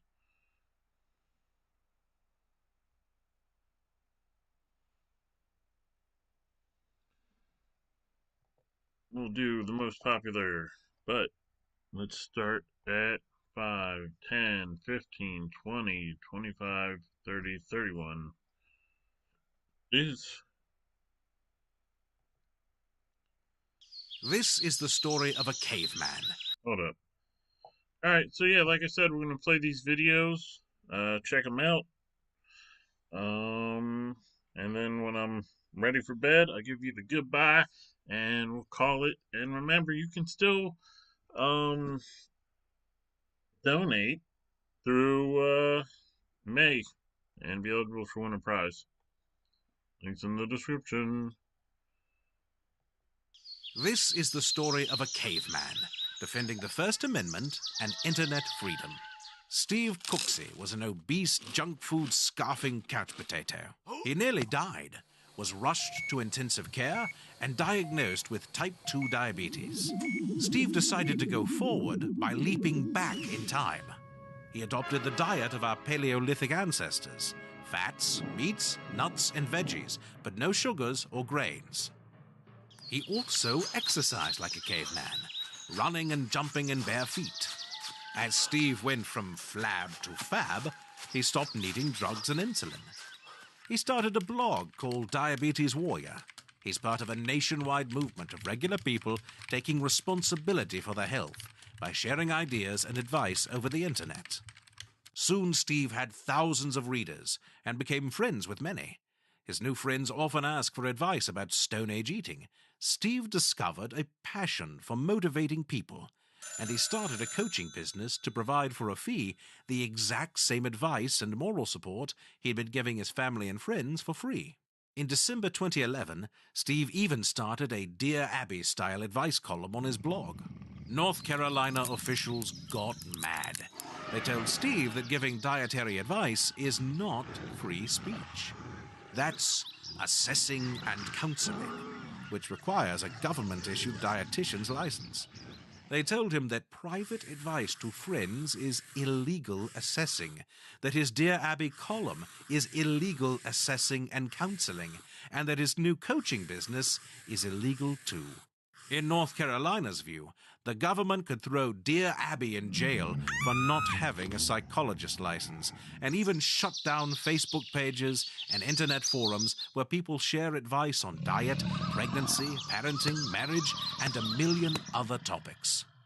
But under the First Amendment, the government cannot use occupational licensing laws to ban ordinary people from giving advice.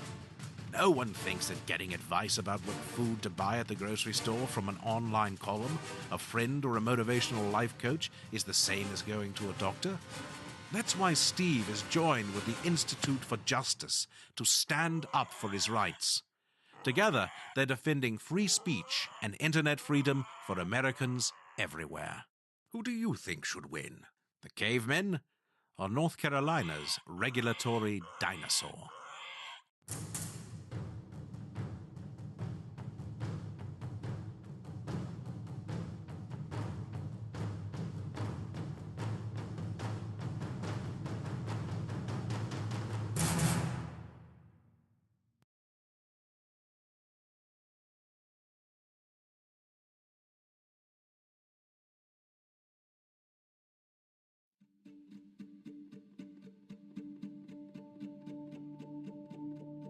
Hi, I'm Rebecca with the Institute for Justice. I'm here with IJ attorney Rob Piccola. Rob is going to tell us a little bit about something called the Shelby County Environmental Court. Rob, what is this and how does it relate to our newest case? Well, thanks so much, Rebecca. The Shelby County Environmental Court is in some ways really a misnomer. You think of the term court, you think that there will be witnesses sworn in on the stand and that they'll give testimony under oath, that testimony will be recorded, that those recordings will go into a court file that you can access, and that there will ultimately be findings of fact and conclusions of law that determine your case so that you can appeal it if you don't agree with the order. None of that exists in the Shelby County Environmental Court. What it is a specialized court that originally served a function that addressed what I think we can all agree is a legitimate problem, which is addressing blight by way of vacant and abandoned properties, many of which had out-of-town owners, and having streamlined processes in place to deal with those vacant and abandoned properties was this original intention of a specialized court. Well, like so many instances where we see abuses of depriving people of due process at the hands of the government, the original intention and what it ultimately became, which is a place where people living in their homes that aren't abandoned, where they have had a family history for years, get caught up in this essentially black hole of a courtroom. So walk us through how this worked for our client, Sarah Hohenberg. What happened with her? Was her home abandoned? Well, Ms. Hohenberg is a longtime Memphian who had a beautiful home in a very nice neighborhood, and unfortunately was a natural disaster victim. A tree fell on her house. The repairs took a long time, and she ultimately ended up being sued in this environmental court. Well, in some ways, what happened, and this, by the way, was initiated nearly a decade ago. So what happened in that time is in some ways a mystery. Because there were not oftentimes findings of fact or conclusions of law or sworn testimony, it became a sort of black box. But what we do know is that she was ultimately deprived of a home that she owned outright. They took her home, threw her belongings in the street, and they issued a warrant for her arrest so that she was essentially a fugitive from justice, all without due process. So now Ms. Holmberg was experiencing not only the loss of the property rights in her most important possession, her home, but also potentially her liberty at the threat of being jailed, all stemming from this tree falling and being caught in a courtroom that didn't allow her to have those due process protections that you would normally associate with a court. And you mentioned this has been going on for 10 years. What did she do during this time? Did she try to address it on her own and try to fix the situation? Yes, her family tried to help her, and of course it was involved in a back and forth with the insurance company. I mean, you know how hard it is to get things done with a house, even under the best of circumstances, let alone, you know, Ms. Holmberg had health issues. She has suffered 2 strokes since this all got underway, and it's been difficult to meet these sort of changing goalposts that the environmental court sets. So there were those efforts, but again, part of it legally is always going to be somewhat of a mystery, because the jackets, as they call them, which are essentially court files that they normally maintain, are often missing or non-existent for people who end up in environmental court. Tell us a little bit about the Tennessee Neighborhood Preservation Act and how this relates to Miss Sarah's experience and what she went through. Well, the Tennessee Neighborhood Preservation Act was a law that the Tennessee legislature passed that allowed counties in Memphis to have a streamlined process for dealing with abandoned and vacant properties.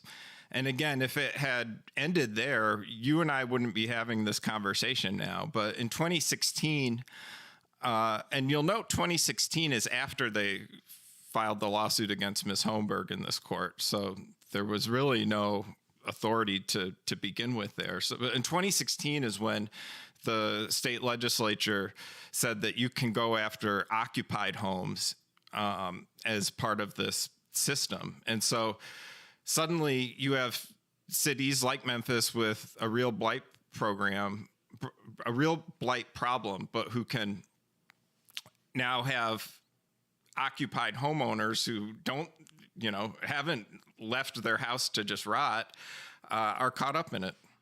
Is what happened to Ms. Holmberg a unique situation? Has this happened to others?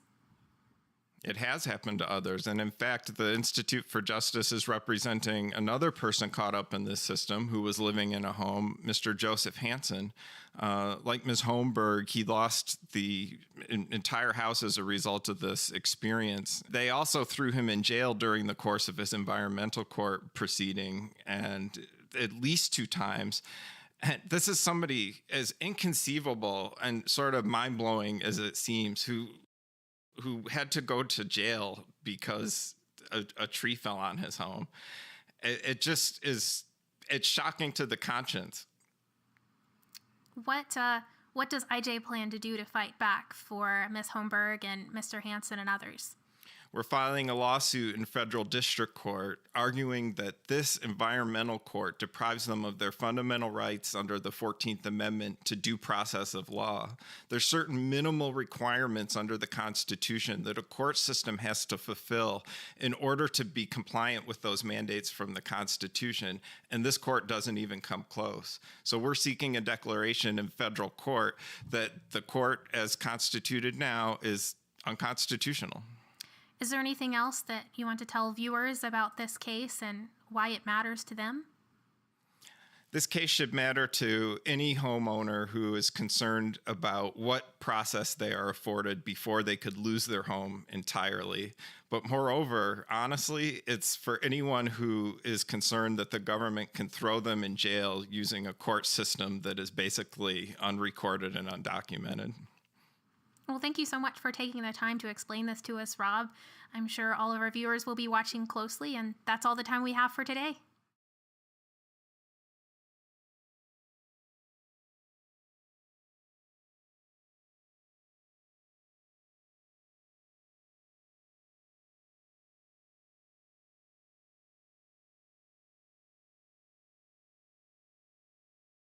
Hello, my name is Dan Albin. I'm a senior attorney at the Institute for Justice. I'm joined here by IJ clients Antonia Nawari and Gerardo Serrano, who are clients in our forfeiture cases. Earlier today, we were up on the Hill for a briefing on federal civil forfeiture reform. We were joined by Representative Wahlberg, a Republican from Michigan, and Representative Raskin, a Democrat from Maryland, both of whom have supported federal forfeiture reform efforts.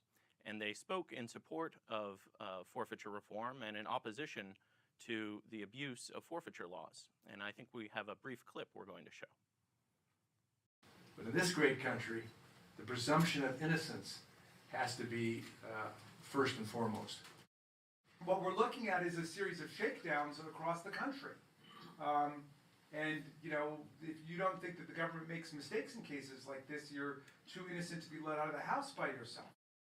That was Representative Wahlberg, followed by Representative Raskin, speaking earlier today at our forfeiture reform event on the Hill, where we presented research from the Institute for Justice, heard from the congressman about their efforts to reform civil forfeiture, and also heard from our clients, Antonia and Gerardo, about their terrible experiences having property seized by United States Customs and Border Protection, CBP.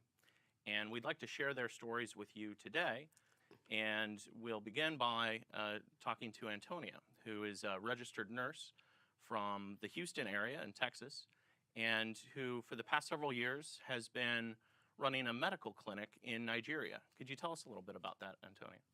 Yes, in 2014, I started a free medical clinic in Nigeria, targeting mainly children and their mothers.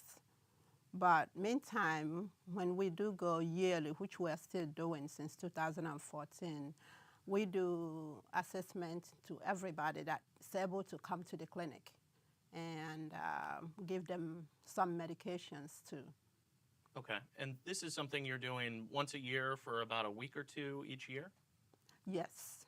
And as I understand it, you have plans now, though, to expand it to be a year-round clinic. Could you tell us a little bit about that? Yes, since that 2014, my goal has been to really have a place, a clinic built where these people can come when they need the help, when they need medical assessment or medical treatment that a clinic can give them. And you've been saving money toward that end and planning to put the money that you've saved towards building this clinic building?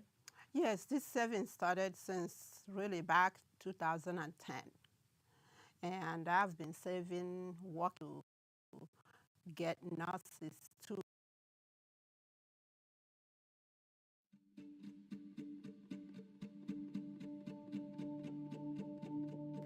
Hi, I'm Rebecca with the Institute for Justice. I'm here with IJ attorney Rob Piccola. Rob is going to tell us a little bit about something called the Shelby County Environmental Court. Rob, what is this and how does it relate to our newest case? Well, thanks so much, Rebecca. The Shelby County Environmental Court is in some ways really a misnomer. You think of the term court, you think that there will be witnesses sworn in on the stand and that they'll give testimony under oath, that testimony will be recorded, that those recordings will go into a court file that you can access, and that there will ultimately be findings of fact and conclusions of law that determine your case so that you can appeal it if you don't agree with the order. None of that exists in the Shelby County Environmental Court. What it is a specialized court that originally served a function that addressed what I think we can all agree is a legitimate problem, which is addressing blight by way of vacant and abandoned properties, many of which had out-of-town owners, and having streamlined processes in place to deal with those vacant and abandoned properties was this original intention of a specialized court. Well, like so many instances where we see abuses of